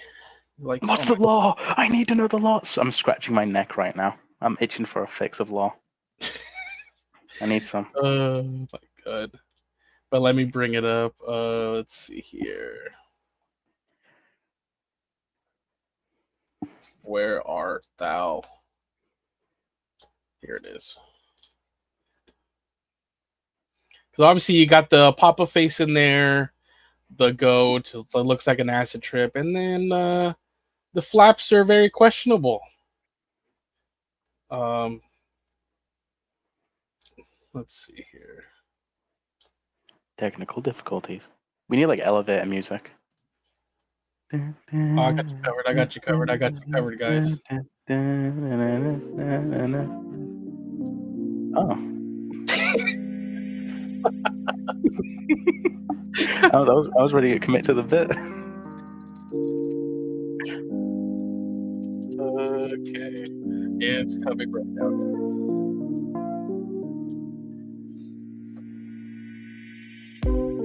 All right, so calm down. Calm. Yeah, it's like, oh, this is my time to shine. While we are experiencing technical difficulties, how is everyone liking SKELETÁLK so far? It's been a pleasure having you all. And we're not done yet. We still got the stuff that kind of dropped last minute still to come. Should we have like an intermission? This is the to like break it up. Yeah, it might be. I might have to like pop out for like 3 minutes. Oh yeah, go ahead, man. No worries. Yeah, I brought this image up now, but we can talk about it when you come back. Absolutely, I won't be that long. Yeah, no worries. Yeah, if I come back and like something's on fire and I've been kicked out, I'm sorry. Or that's really funny. See ya. Okay. Sounds good, man. All right, guys.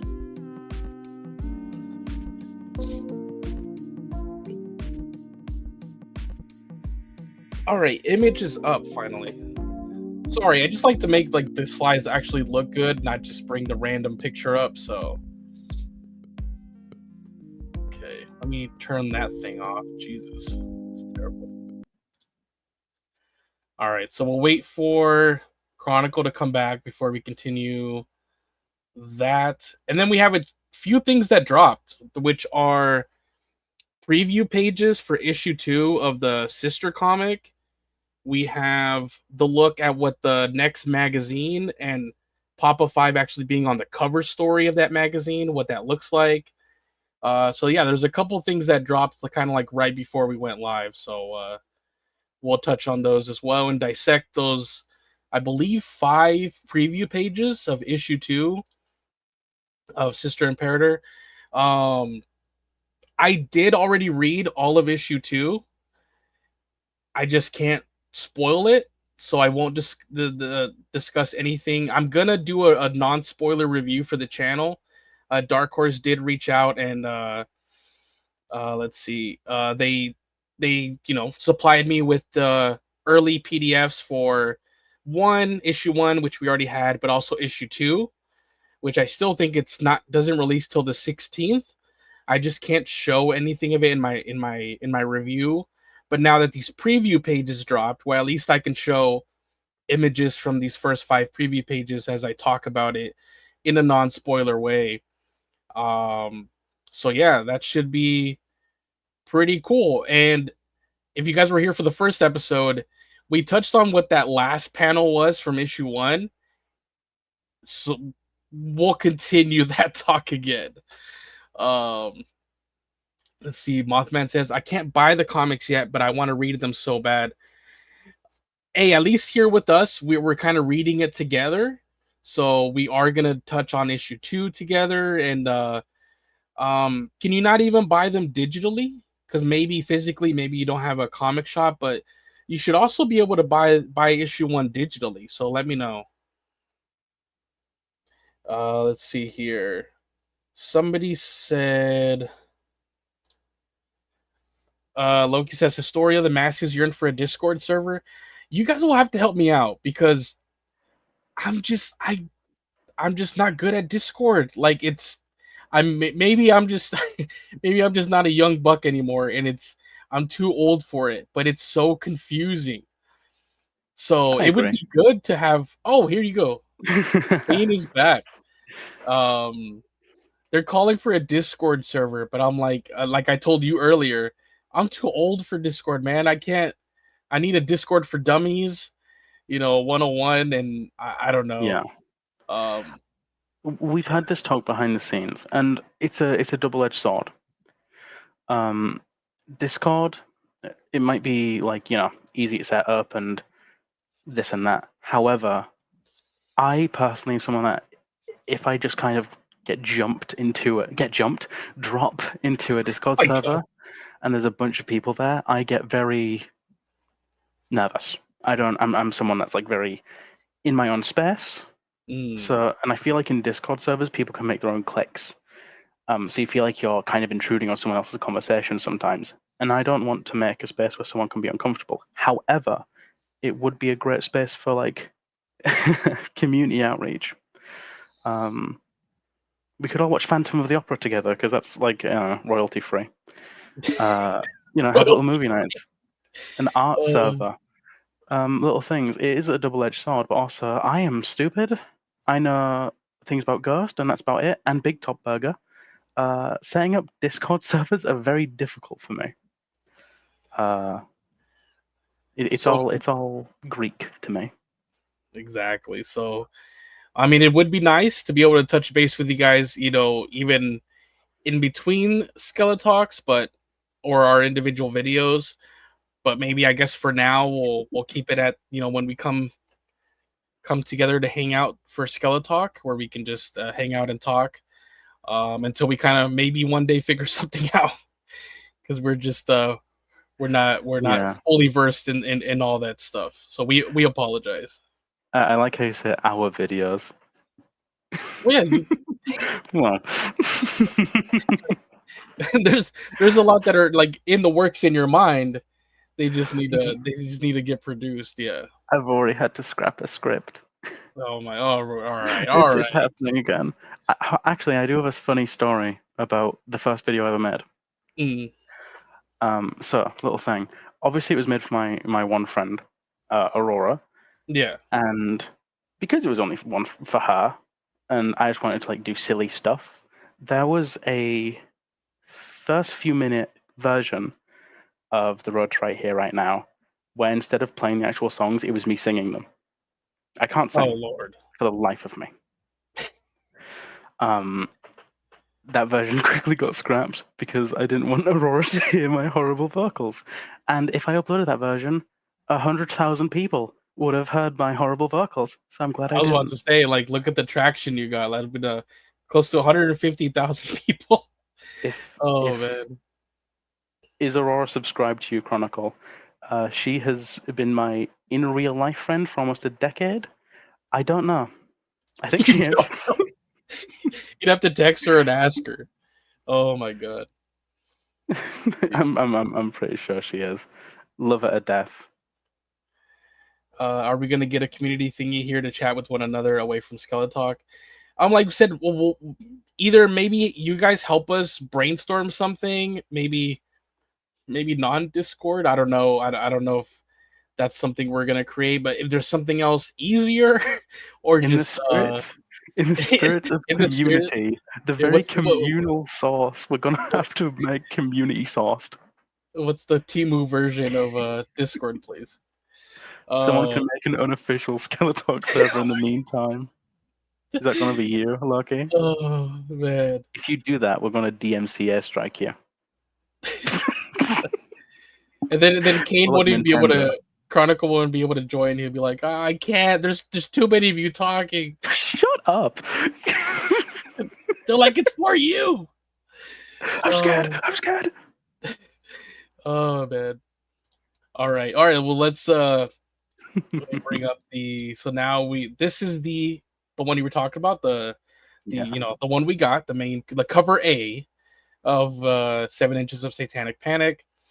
And I've seen things such as, obviously, you see the face there, you see like the goat, and I guess some people are saying that this is what the masses are saying, that if you look at the flowy things, it's supposed to represent something a little, Medicinal.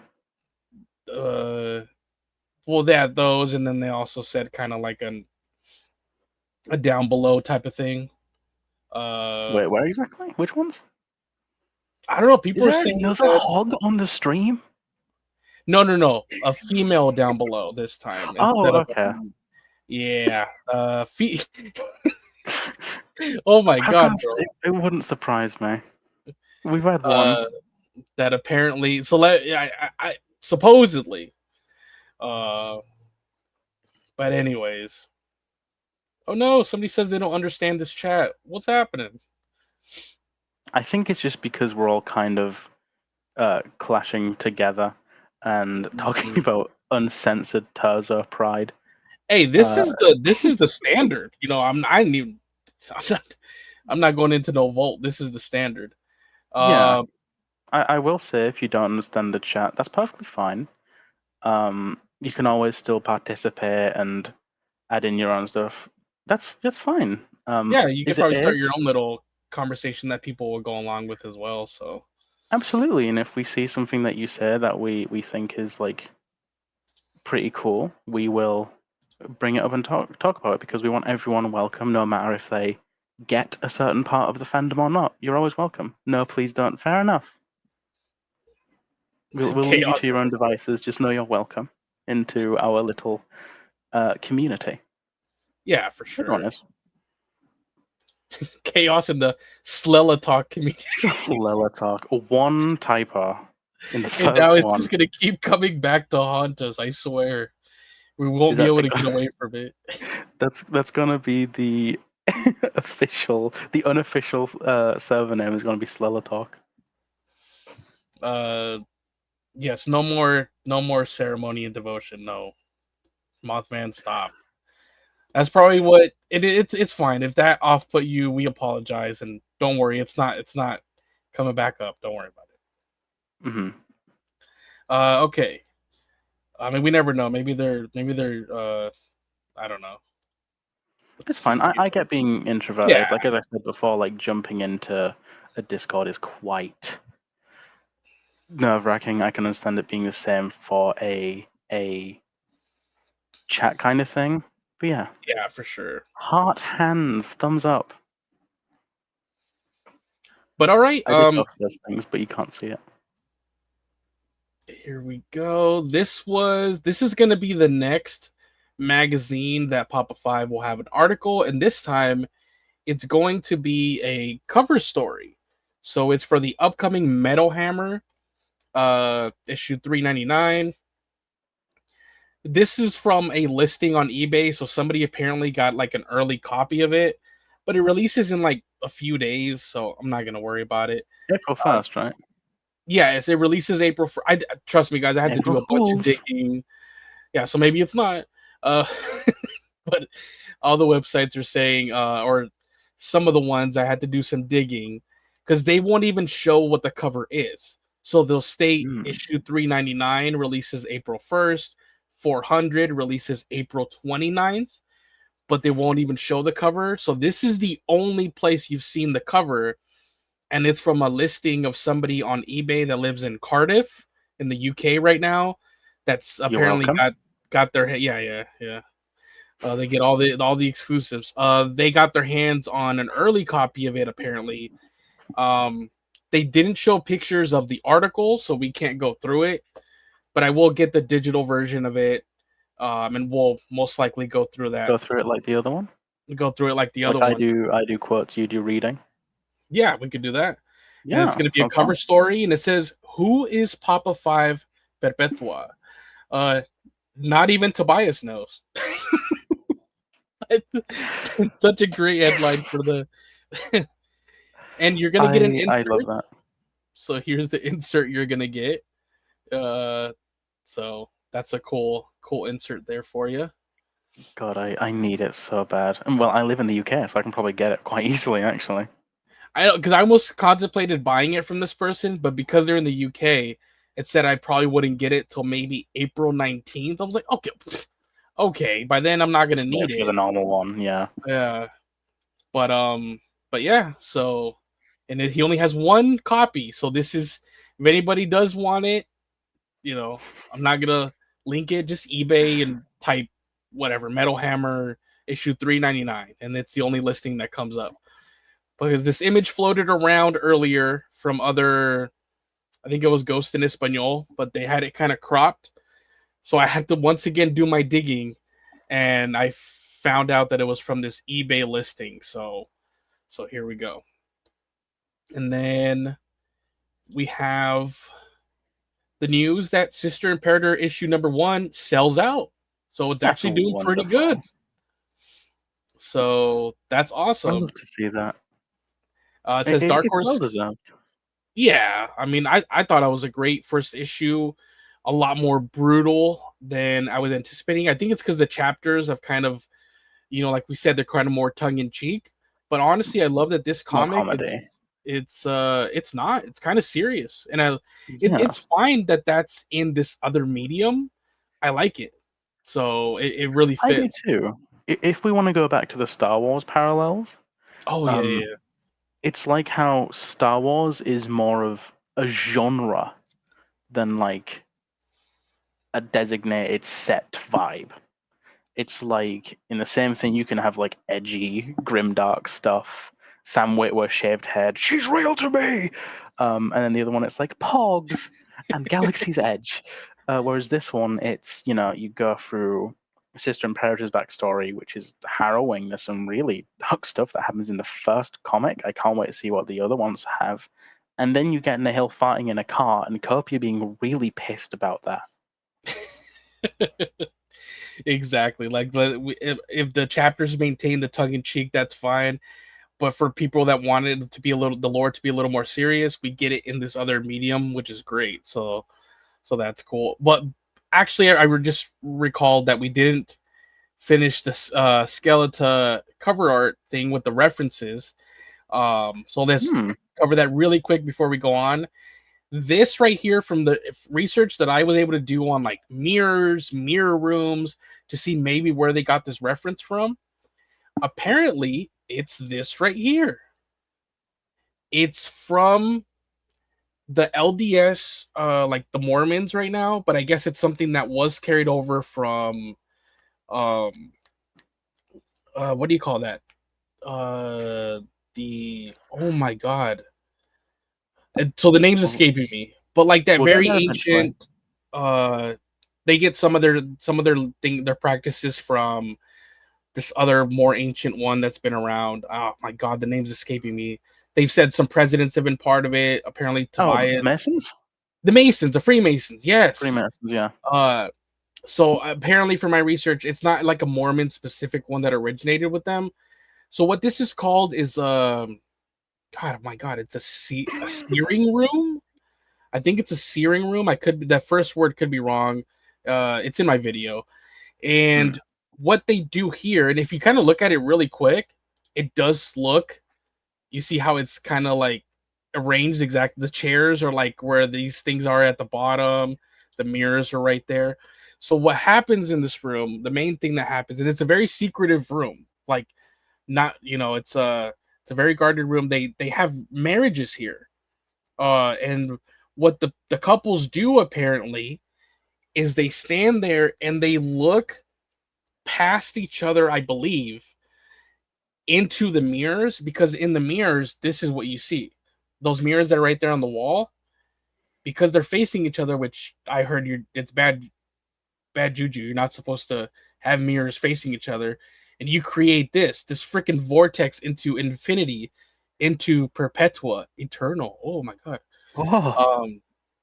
So this is what you kind of, and then your partner kind of, I don't know if they stand, you kind of look past them, and in a way, if you think about it, that means you would be looking at the back of their head in one aspect, and then the other aspect you'd be actually looking at their reflection.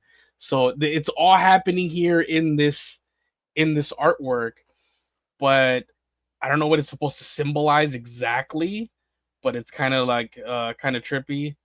And so that's what the mirrors, that's why they look like that. And you actually see that type of mirror thing being done right behind. You see that right in the front? Yeah, the repeating frames. Yeah. And so apparently that's what the main inspiration is, and it's why it kind of feels right here like a claustrophobic type room, because technically it is inspired by just this room from the LDS church. I don't know if anybody in the chat is familiar with it. Claire says a reflection of the soul. And it is a soul-searching album with more singular stories, like of Satanized. So like an infinity room, yeah. And honestly, like I stated in my video, so these are like infinity, eternal mirrors, infinity mirrors, or perpetua mirrors, which means eternal. So it all kind of goes, yeah. So I thought that was pretty cool. Yeah, I didn't know if you were familiar with the references, but Not I thought that was pretty cool. For some reason, I envisioned him in like a toilet. I don't know why, like a bathroom. Oh my god! And there was just like a bunch of mirrors. I'm gonna be honest. I might present myself in my videos as like, I have this thing and this thing and this thing. I'm real dumb. I don't put things together. Oh man. I mean, I do research for my videos as well, so obviously it's not like I know everything right off the cuff. So it's all good, man. Yeah. But yeah, back to this. So it says Dark Horse Comics orders continuation printing for fans looking to discover the lore behind the inspiration for the band Ghost. This comes March 26, 2025. Dark Horse Comics and Tobias Forge, founder and mastermind of the global theatrical rock band Ghost, debuted Sister Imperator #1 to eager fans everywhere on March 5th. The standard retail variant of this first issue quickly sold out at the distributor level, and in response, Dark Horse has ordered a continuation printing. The new supply of Sister Imperator #1 is expected to arrive at comic shops on April 9th, ahead of issue 2 out on April 16th. fans and retailers alike, be sure to pre-order these issues. So that's really cool, man. It It's is, actually doing especially pretty cool. because it's the first of hopefully many different comic runs. And knowing that it can do so well and did do so well is really wonderful to see. Oh, that Oh, very quickly, I want to say bye to Nora. Thank you for bye, stopping Nora. by on the stream. It was And lovely to see you. obviously we'll see you guys, or we'll see you next time. And she says that we will. So bye Yeah. for now, but we'll get you Bye on the next bye. Skelet Talk. But yeah, I like that the first issue is already doing pretty well. And this kind of came with today. We now got a preview of this issue too, not just to cover it, but now we got some preview pages. So I figured it'd be kind of fun to at least go through these preview pages if you want. Yeah. Absolutely. All right. So I might have cut some of them, they're not exactly, just so that we can really see the art and read the words. Um, but here we go. We ended with Sister arriving at this circus out in Europe, right? So that's where she's at right now. And the current theory that you especially posted Mm-hmm. first episode was that the last panel kind of showed, the brothers of this girl that kind of brought her here. The Brothers Uh, Emeritus. you were like, are these the Emeritus brothers? That will become the different Emeritus papas. And some chat was like, maybe. Some of the chat was like, no, you're crazy. Let's read a little bit of the preview pages and see where it seems that I the actual comic is leaning. I will ask before we get into it, who do you want to Yeah. voice? Um. So I would say one of us is Sister, and one can be any other character that's not Sister. So do you Yeah. want Sister or everybody else? I can take everybody else. You read like the massive things Okay. in the the actual article, so I can read a bunch of extra fluff dialogue. Alrighty. Yeah. So let's see. We begin with let's see. All right, we begin with this lion, and she says, "Stop that!" And all right, you ridiculous monster, but you have to let me work after this. So she's I see petting it. men falling at your feet now. Let's see. Go. Somewhere in Eastern Europe, 1960. Not that I can blame them. When did you get back from Paris? You noticed I was gone? That's progress. I noted how many of the girls here missed you. I imagine an equal number now pine in French. You confuse me for my brother. A circus can accommodate more than one wolf.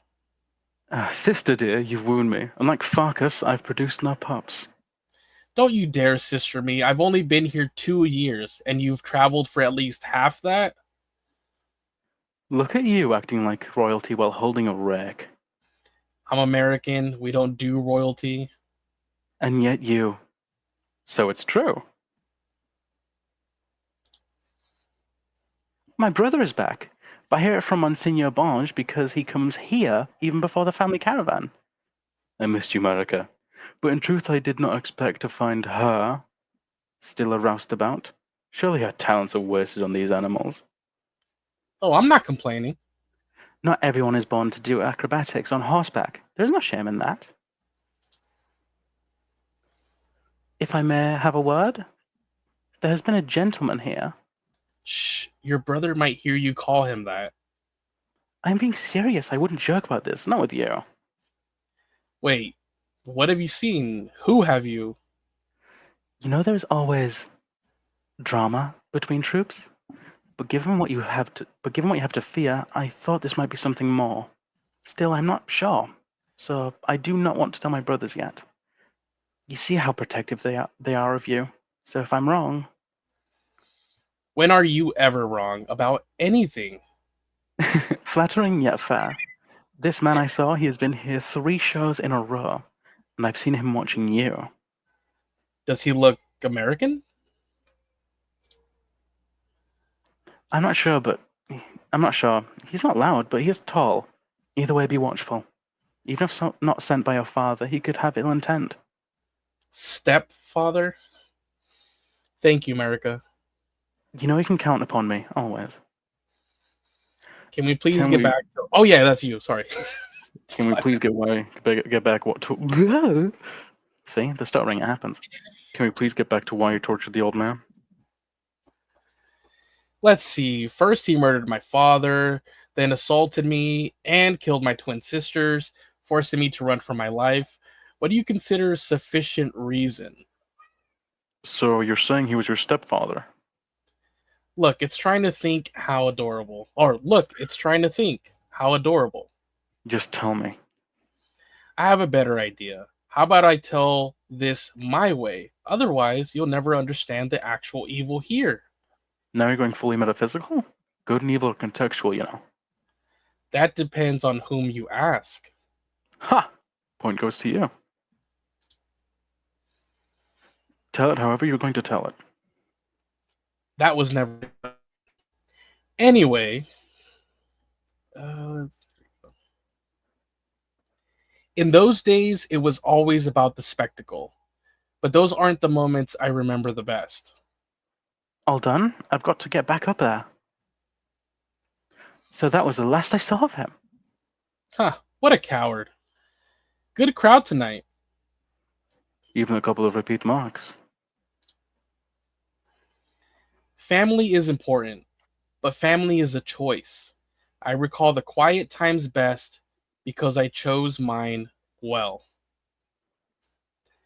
And that is the end of the preview pages to issue 2 of Sister Imperator. What do you guys think in the chat? Well, let's start going back and kind of analyzing this a little bit, as we always do, because we got to overanalyze everything. Oh yeah. Let's start with this next slide here, because I think we're both in agreement that, and do you guys agree in the chat? That's nil, right? Or nine? Or let's not start that. It's nil. No, we've already done that in the last one. Calm down. Nil. Yeah. I do think that's nil because he has very similar hair, but just shorter from what it later becomes in 1969. Yes, because here this is just 1960, so we got like 9 years to go before that one and only show at the Whiskey A Go Go, right? So Yes, September 13th show. where she was pregnant. So we got 9 years from now until then. But what do you guys think in the chat? Nigel. That's for sure, Nigel. Definitely the hair. Yep, it's Nigel. No, look at the goatee though. Goatee. That's No, that's just Shadow. a shadow. Shadow. Yeah, it's just a. Well, yeah, shadow. I don't know why I'm repeating. Yeah. Ignore me. Yeah. So, yeah, because other ones you can clearly see he doesn't have the goatee. But yeah, man, just that fact alone, if that's nil, and I will say that because, like I said earlier, I do have the rest of this issue. I have read the entire issue. I will say, and I told you we have yet to actually get his name, because I reread even these early pages, and unless you guys maybe saw something we didn't, even now that we read, she doesn't name him, and neither does the sister. Only he possibly names one of his brothers, right? Farkas. Yeah, which I do want to put out there. This is a community effort. If that is nil or whatever, and the brothers that we see are the Emeritus 3, Primo, Secondo, Terzo, which aren't their actual names because those are numbers. Those are like fanon names. Which one do you think is called Farkas? My money is on Primo. Mothman says agrees with you. He's like, Farkas is a vile name. Farkas, for fuck's sake. Yeah.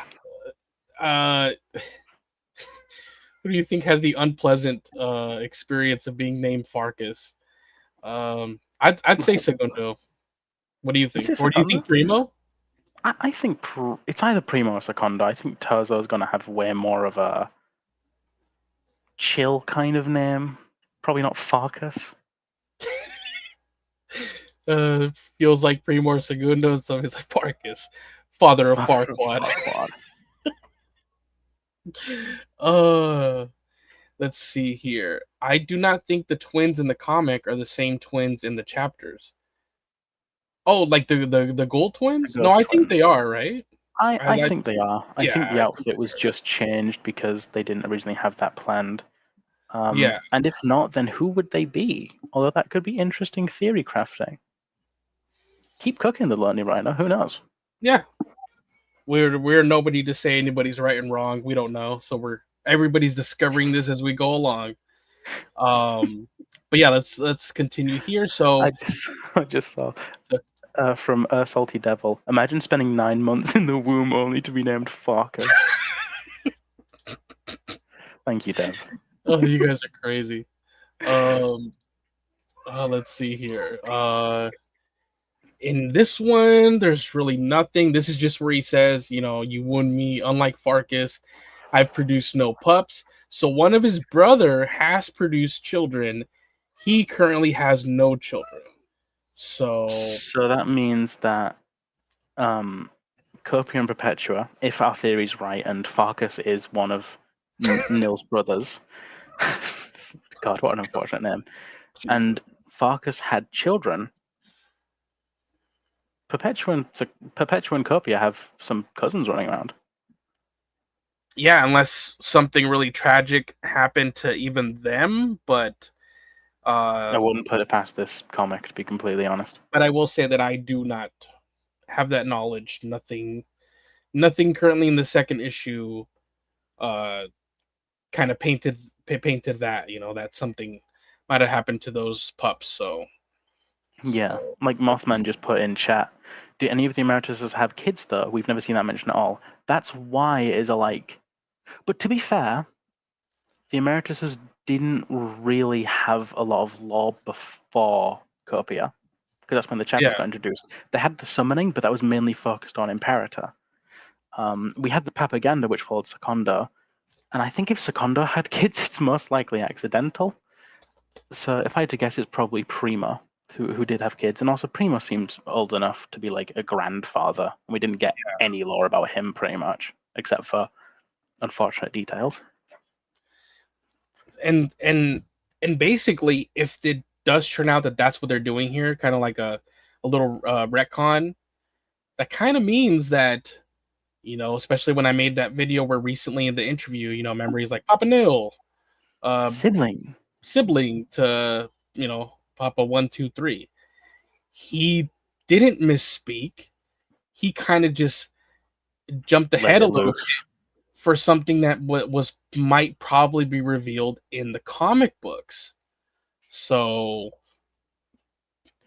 yeah. Is it really a retcon though? Swan Todd put in the chat. It is a retcon because originally Papa 1, 2, and 3 were Neil's children, his sons, and it was mentioned explicitly in chapter 3, I believe. So that is a retcon. However, that's a retcon I don't really mind. Yeah, honestly, I think we're especially with Primo on that one. It makes the ages make sense. So nothing here on this panels really. I can also address Todd's second question. Didn't the chapter say inform your sons? Couldn't that apply to Copia and V? I don't believe so, because that was after they'd already talked to Cardinal Copia, and then they went to go talk to Primo Secondo Terzo. So I think then, in that type of the law, they were his children, but I think that's been retconned with all this new stuff. Let's see, and then I really think let's go back to the very last one. I think that's where we see, because he does come up later as well. It's the one there to Nils, his right but our left. That one there with like the light blue kind of like jacket on and the blonde hair. Oh, the adult. I thought you were talking about the children. Oh no.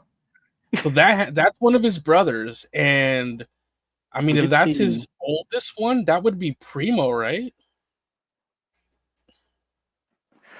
That's true. However, and I will put it out there, Neil could have had more brothers than just the ones that we have because they're a circus troupe, considered a Yeah. family. So they have a bunch of sisters, a bunch of brothers. But also that also means they don't necessarily have to be related by blood, Mm. because we already know that Secondo and Tarzo have different mothers. Yeah. They could be Oh, family in the communal sense.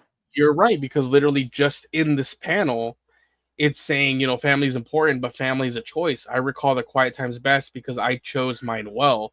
So it Mm-hmm. could be that they kind of like chose this family. Some of these maybe call themselves brothers and sisters, but maybe like you said, it's not really by blood. Mm-hmm. Um, so, Because sister so didn't who, have a great, blood relation. Well, just a relationship with her family, blood related, especially after being cast out even by her own mother, who thought that she murdered her twins, well, her twin sisters, but well, yeah. little twin sisters, I suppose. So I guess that is an avenue they could take here, and I don't know if it's that brother, but somebody's already got literally like 3 kids right here with Fuck us, some whoever that may be. different mothers. So that kind of idea is already there, right there. Uh, Unless, because there's 3 kids there, oh, don't and start. listen, if I'm going to do it with the other one, I'm going to do it with this one as You well, got because to, then you I got can't be to. wrong. Exactly. Neil would still be the oldest, and those 3 children, not related by blood, are Primo, Secondo, Terzo. That could be. Because the ones right there, the younger ones, you could say that those look like 3 months apart because they're from different mothers, Hmm. and the different mothers are holding the kid that belongs to them. You could see like the brown haired kid is by the brunette. The one with the darker hair is with the lady that has like black hair. So who knows? Maybe he Actually, took them on actually, after maybe. if we go, it might be in law order, because the one with the longer hair would be older, Primo. Yeah, yeah, Secondo is bald, so he could have been blonde in his youth. And the one with almost black hair is Terzo, because he still had hair. He is yeah. So ginger, there, yeah, he isn't blonde, don't mind. yeah.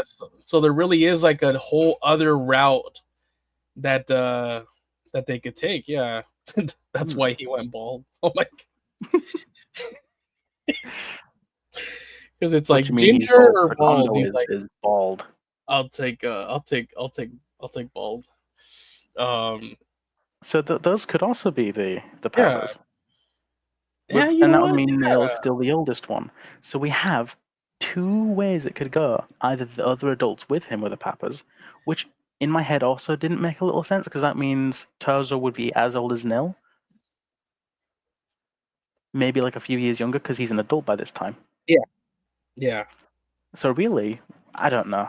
Tobias he makes Either law very way, convoluted. they wouldn't be his actual children, because these are not his children. Like he confirmed in the other panel, I have no pups, whereas my brother Farkas has pups.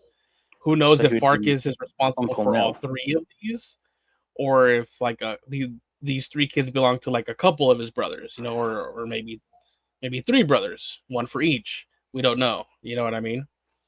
Because we know canonically, Secondo and Terzo do have different mothers, confirmed. Because there's a 3 month difference, and there could be a 3 month difference between those two. Yeah, for sure. Those look 3 months different. Yeah, Mm-hmm. they definitely do. Scapegoats, like my head hurts. Real. Oh man.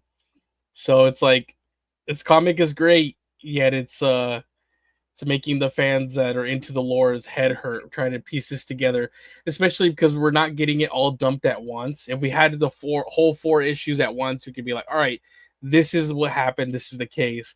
But because it's also piecemealed, we're getting like pieces of the puzzle. We're just like, oh my god. Mm. Like I said, by the end of this issue, we still don't get the name of the guy that she's talking to, which has to be Nil. It has to be Nil. There's no way that that's not Nil. So, yeah. I I'm very intrigued to see how it goes, because it really could go either way. Because there could also be the thing of like, we know that this comic is very tragic, and the circus isn't around anymore. What happens if something tragic happens, and there's not a lot of them left? So Neil has to take the children in and act as their father, which would reflect him being a stepfather, how Sister Imperator's stepfather was like that. You know, like the priest. Yeah, exactly. It rhymes, which is a Star Wars thing. Oh, it's That's like another Star Wars poetry. It thing. rhymes. Yeah, you're That's a right. George Lucas thing. So it could rhyme. I think you know what?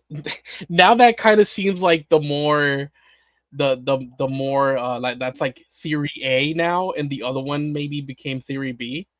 But either way, they're like you said, it still doesn't make him his actual children. He maybe just kind of like took them on and became, like you said, like a stepfather. And like you said, she just, we even saw it in the previous panel. She's like stepfather, where that now that everything's kind of floating around for a reason. The whole Yeah. the theme now of like found family, the theme of the now like stepfather floating in there. So I think maybe these pieces will come together in a different way to maybe answer some of our lore questions. Uh, Let me get here the covers to 2 and 3. So especially 2, because I think it does kind of tell us what could happen in this issue, which obviously I know, but I don't want to completely say itself. But Yeah. so here we go. Let me. You've got the insider information. It's really cool. I will say that it's not. It's different from the first one, where it's not like anything as brutal when it comes to that type of stuff. Maybe at the very end. Last page. But it's mainly set here in the circus, as we're already seeing with the first 5 pages, and then it does go off to a different setting towards the end. Like you said, it kind of maybe answers a few things, yet it still leaves a lot of things open ended. Where I'm like, oh man, they're really milking, not giving definitive answers till like the last issue or two. The NDA, Historia, the NDA. Yeah. Okay. Let's see here. So here's issue 2, the cover. Come on. You'll get there eventually. Do we need to put the elevator music back there? Here we are. No, there we go. Okay. Because yeah. So So what now I we said can talk about about something potentially tragic happening at the circus, and Neil has to take them in. Yeah. And as we see there, where sister's like looking like a golden Wonder Woman here. She obviously doesn't have this role when the issue begins. She's kind of just with the animals and things of that sort. Animal handler, yeah. So how does she get this role? How does eventually, apparently, as we can see there, the circus, go up in flames. Yeah. So something Wonderful. does happen to the circus. So Todd put who eyes? In my head there's 2 options. Historia, you share the fact that those eyes in the background could be the eyes of quote unquote the old one who was mentioned in one chapter that called Sister Imperator, and they seem to have a long lasting relationship before that chapter. Also assumed that he wouldn't use the toilet, which I don't know what that implies. But I could also think, well, someone just beat me to it in the chat. I think those eyes could belong to the stepdad. See, maybe, but I don't know. It looks a little more to me like they're really like glassy eyes, like more like demonic looking, like literally just pale white eyes. At least to me. Yes. However, we know that it was referenced in those few pages we just saw there that the stepfather or someone like him is watching her, going after her. So it Yeah, and could it's be like who's also the responsible same. for the flame on the circus too. So Hmm. yeah. So who really knows? Mm, darn it! I just think I don't want that to be the case. That it is just the stepfather, because I was In really hoping to learn more about the old the one that old only one, appeared in one chapter, and to really see who gets them into it, because like as of now, as we've even seen this preview pages, she has almost no knowledge of what the clergy is. Neither do right now the circus, as of what we're seeing. So who was already, in this, that's established to have already been running for hundreds of years, right? So who kind well, of gets them into it? I don't know if the clergy has definitively been like an 100 years long thing, if that makes sense. I think the closest we got was Nihil saying that was his father's father, his father's father's, his father's father's, his father's father's. Which, I'm going to be real, I think he was lying out of his ass just because he didn't want Copia to be the frontman, Mm, because he doesn't like Copia. That's pretty well established. He doesn't like that little shit. I love Copia. I love him so much, but Nihil. Um, Plus, if it's established here that maybe they go to the clergy sometime after that, then that means Neil would be the first emeritus, which lines up with him being Papa Zero. And then it continues with potentially his adopted children of the circus, or potentially his brothers, depending on which theory is right. yeah. You know what? As I'm seeing, because I'm loading in the rest of the covers, so we can like just kind of analyze them really quick. Man, I think some of you guys are right. Even though, like, to me, it still doesn't look human. I think it could be that it's just like the very old, He version of the doesn't look step. human, and it's a blind man. Calm down. No, but it looks more like especially from the brows up, like it kind of looks. I don't know. To He me, it looks like looks. Peter Capaldi, Oh like my with the god. massive eyebrows. Hey, I wasn't the only one. Somebody else said it in here. They don't look human. Right here, Todd said he doesn't look human though. I mean, I agree. To me, like it initially stood out as like some demonic figure, but you guys are right. Maybe it's not. Um, and it could just be the stepfather. So let's see. Let me bring in the covers for issues 3 and 4, Mm-hmm. because he still appears in 3. But yeah, now I'm seeing 4, and that's the only Does cover it that start doesn't. lining up? Oh no. No. I am a prophet. All right, so Nobody likes here's what I 3. say. So She wears that dress in the right here, right now flashback when she's delivering Copia and Perpetua. That exact same dress. yeah. And then we also said the one on issue 1 is like from the 1969 show. Mm-hmm. But obviously that didn't take place in that issue. But yeah, you're right. The reference here on the dress. So literally this is where she's might give birth, because I think, let me load up 4. I don't think she's pregnant anymore on 4. So That number 3 also parallels Opus Eponymous. yeah, with It the parallels that artwork incredibly well. The moon, the yeah, church, and the figure atop of it. and the birth of the Antichrist, Mm-hmm. Potentially. potentially. And here's 4. So The only one without eyes. yep, the only one without eyes. But it could be because the figure is there, and it could be the stepfather who's holding the And his gun, and shadow his is a shadow's the crucifix, cross. and he's a Yeah. priest. Oh no, God, no. And I reiterate, I'm pretty sure we see his tombstone in the Mary on a Cross animated music video, because it says father and then it's cut off. No, it looked see, this one doesn't even look like he has actual eyebrows. Look at this one. that just looks like more of like the vampire from Midnight Mass that we were talking about. You know what I mean? Like, I've seen some really old people. I've seen some you're really old really on people. that. You're really on No, that. listen. I think you're gonna be right. It might just be because I'm British, and it seems that we don't age very well. I'm not looking forward to 40 years in the future when I'm in a retirement home, being like, I remember Ghost, like shaking a little in my bedpan. Yeah. But I'm pretty sure I'm going to look exactly like him, exactly 1-to-1 wrinkles and all. I've already got the eye bag sorted.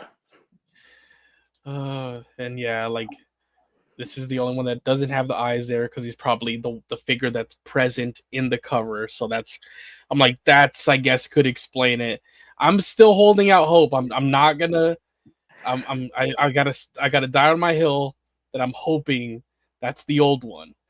We're gonna make is there gonna be a bet? I really hope that's the case. The whole are the Papas' brothers? Are they like his brother's kids?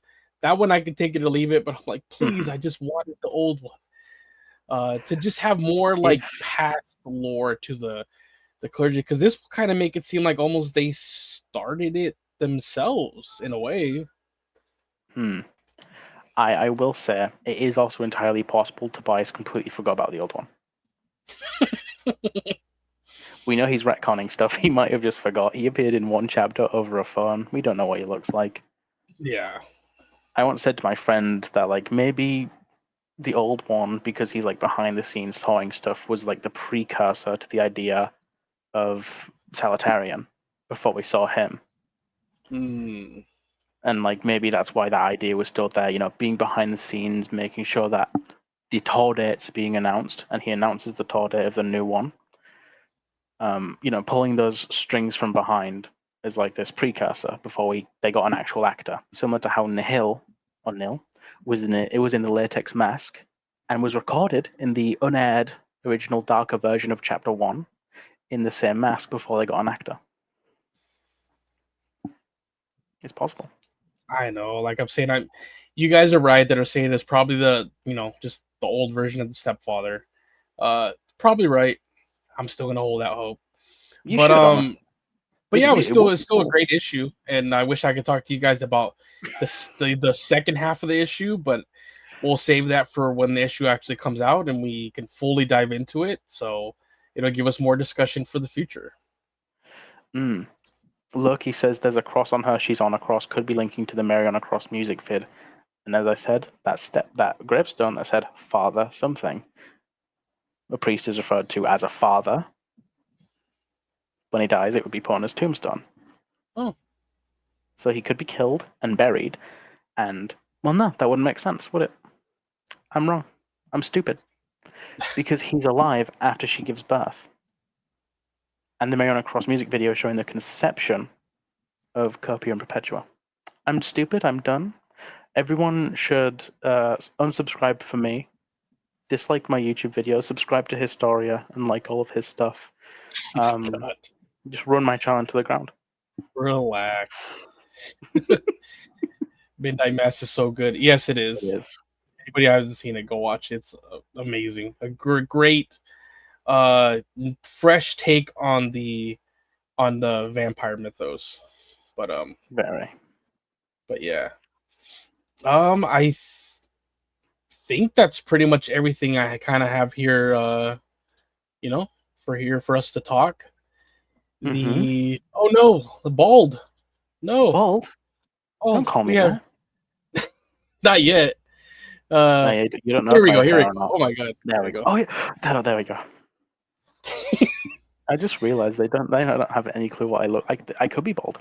I could be. I could be bald. Historia could be bald. So, yeah. I could be 3 feet tall for all you know. Jesus. But that's actually a fun question to pose there, isn't it? What do you guys think we look like? We described ourselves in the past thing, didn't we? In last episode? Oh no, we didn't. We described it to each other. We did that after, so they don't know. Oh, I keep getting our talks before and after confused. I've got it all in my head. Chronicle is Secondo confirmed. If only. I'd look like Mr. Worldwide, Mr. 305. Oh my god. He looks just like Pitbull. Oh god. And Pitbull did disappear, so You look like the Home and Bargains policeman Chronicle. I don't get that. You probably look like Farkle if I had to guess. Me or Historia? Historia, you're now Farkle. I don't even know what that is. Change the name. Ghost Farkle. God. But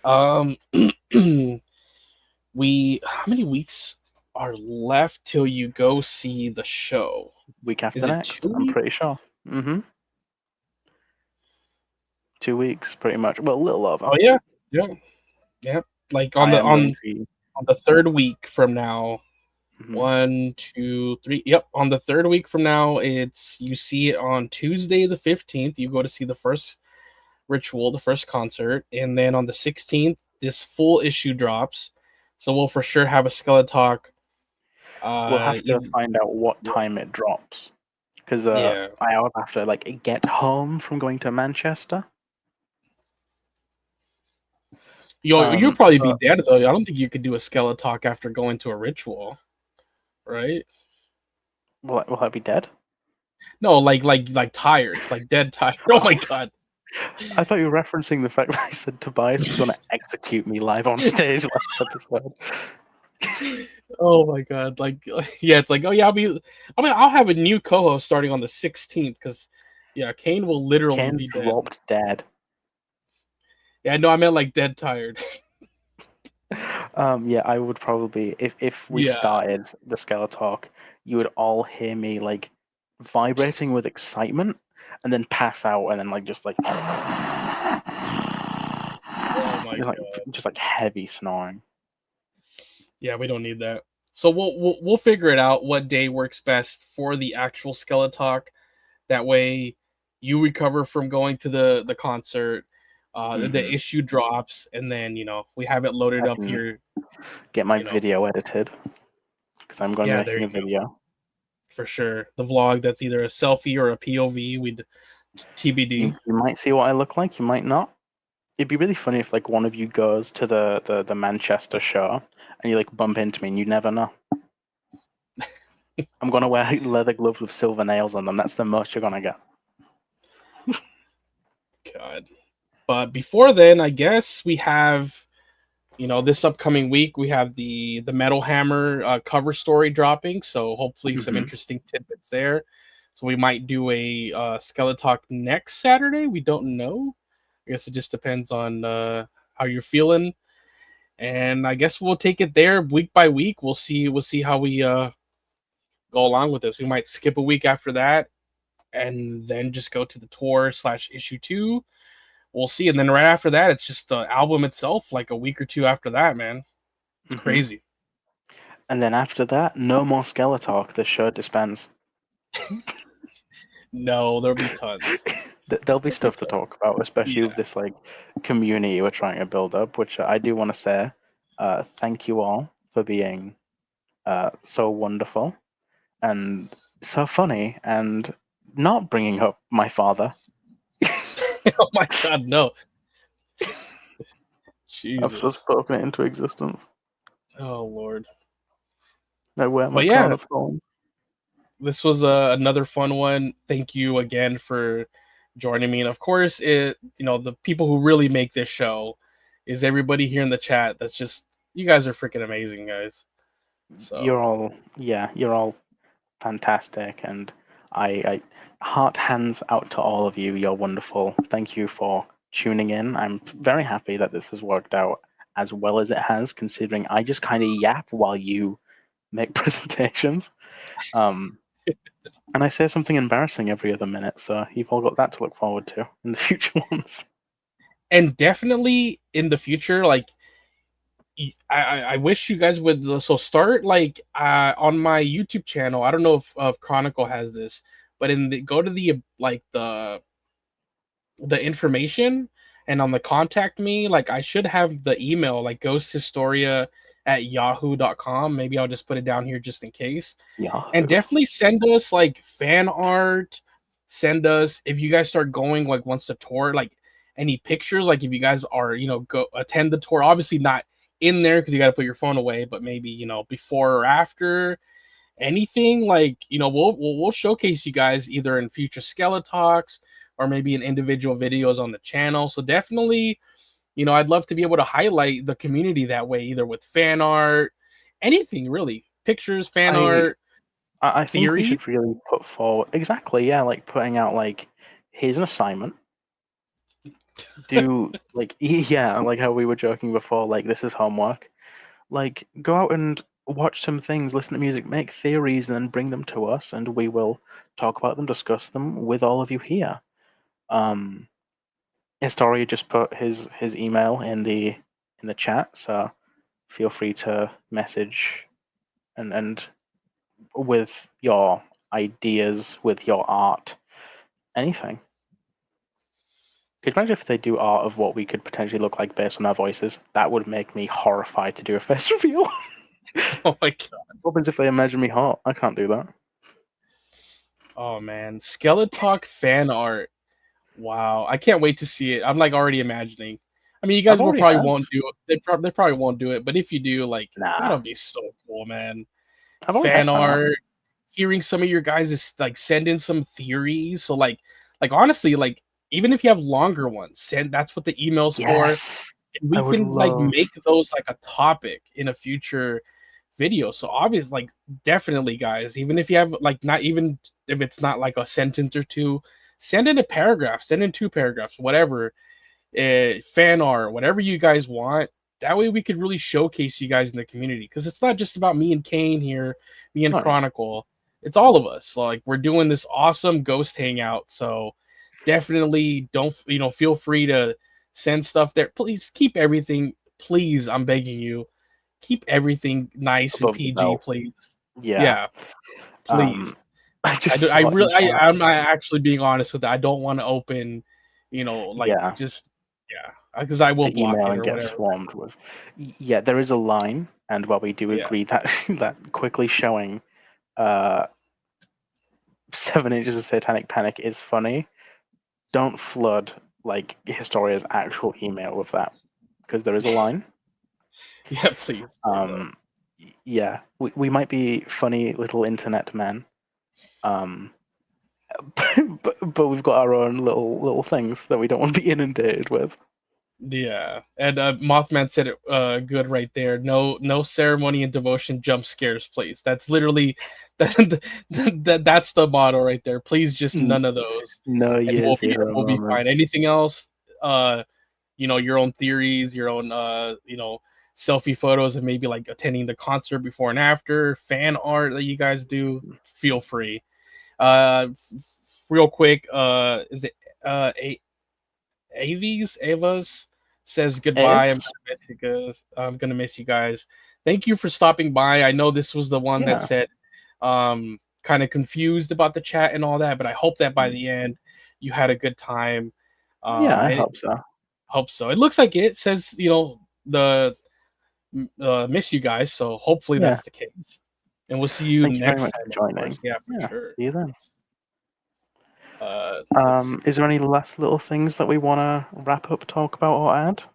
I mean, I have some videos in the work, but obviously, that's about it. Yeah, I'm looking forward to seeing those, and I'm trying to get a video in the works. I definitely have one that I'm gonna release before the ritual. It's gonna come out soon. In like maybe 3 days' time. Okay. Can you share what it's about at all, or no? No. Okay. That's a little project. Look forward to that. And then I think the next video after that is going to be my Skeletor video. I almost called the Tor Skeletalk. We're gonna go on tour. We're gonna have a Skeletalk gathering in all these different cities. Oh my god. We're gonna read ghost fan art, fan fiction. I mean, on stage. I'm gonna do all the Papa voices really poorly. Oh my god. We're gonna do meet and greets at these Comic Cons, MegaCon, and and every con. We'll be there with our little booth, our SKELETÁLK booth. My paper bag over my head. No, you just wear a nameless ghoul mask, and you'll be fine. I tried to buy one. I couldn't find one. Oh, I did see last night that the ones on the actual official shoppers sold out. I was like, darn it. Yeah, I was trying to buy one like the full ones. I was gonna make. Do you see this little guy in my profile picture? Yeah. I was going to make an outfit very similar to this. But then I disappeared for 8 months, fighting bears in the jungle. God. Oh no! Someone mentioned the olive oil fanfic. Actually, genuinely, no one looked that up. Oh my god. Yeah, please let's not divulge into like not the olive oil. I forgot about that. Yeah, keep all your fanfics, and if you said anything else, please make the fanfics be okay to be read during a SKELETÁLK, and the art as well, please. But yeah, don't look it up. Don't look up the olive oil. I will say this completely. This is me as Kane Ghoul, real full name, Goole. Don't look up the olive oil Terzo fanfic. Please, for the love of any deity, if you love anyone, stop right now, or you're not going to be majestic anymore. Stop. Oh my god. but anyways, we can Farkle Ghoul. Oh my god. Taking that to my grave. That's awesome. All right, but I think that's it from us, man. I think this was another fun one. 2.5 hours. Man, the time flew by. Wow. That's crazy. Thank you guys for still holding in there with us for 2.5 hours. Yeah, considering we didn't originally have a lot planned, and we just got like jump scared with them dropping those Sister Imperator pages, we did pretty well. Yeah, this was another super fun one, and especially hear you guys in the chat are just always amazing. Oh, hopefully yeah, you get repeat. You guys keep coming back, and so yeah, we'll post a day or two before if this upcoming Saturday we'll have another one if Kane's available, because at least we will have that cover story to talk about, so that would be interesting. But yeah, I think that's it from us for this episode. Anything you would like to add at the very end, Kane, or you good to go? I will say very quickly, I love you all. You're wonderful. My heart goes out to all of you. I hope you're all doing well. And that's it from me, pretty much. Yeah, see you guys. Good night, or maybe even morning. Good evening, good morning, and good night. Yeah, wherever you guys are from. Thank you so much for tuning in, and we'll see you guys on the next SKELETÁLK. Bye-bye. Bye-bye.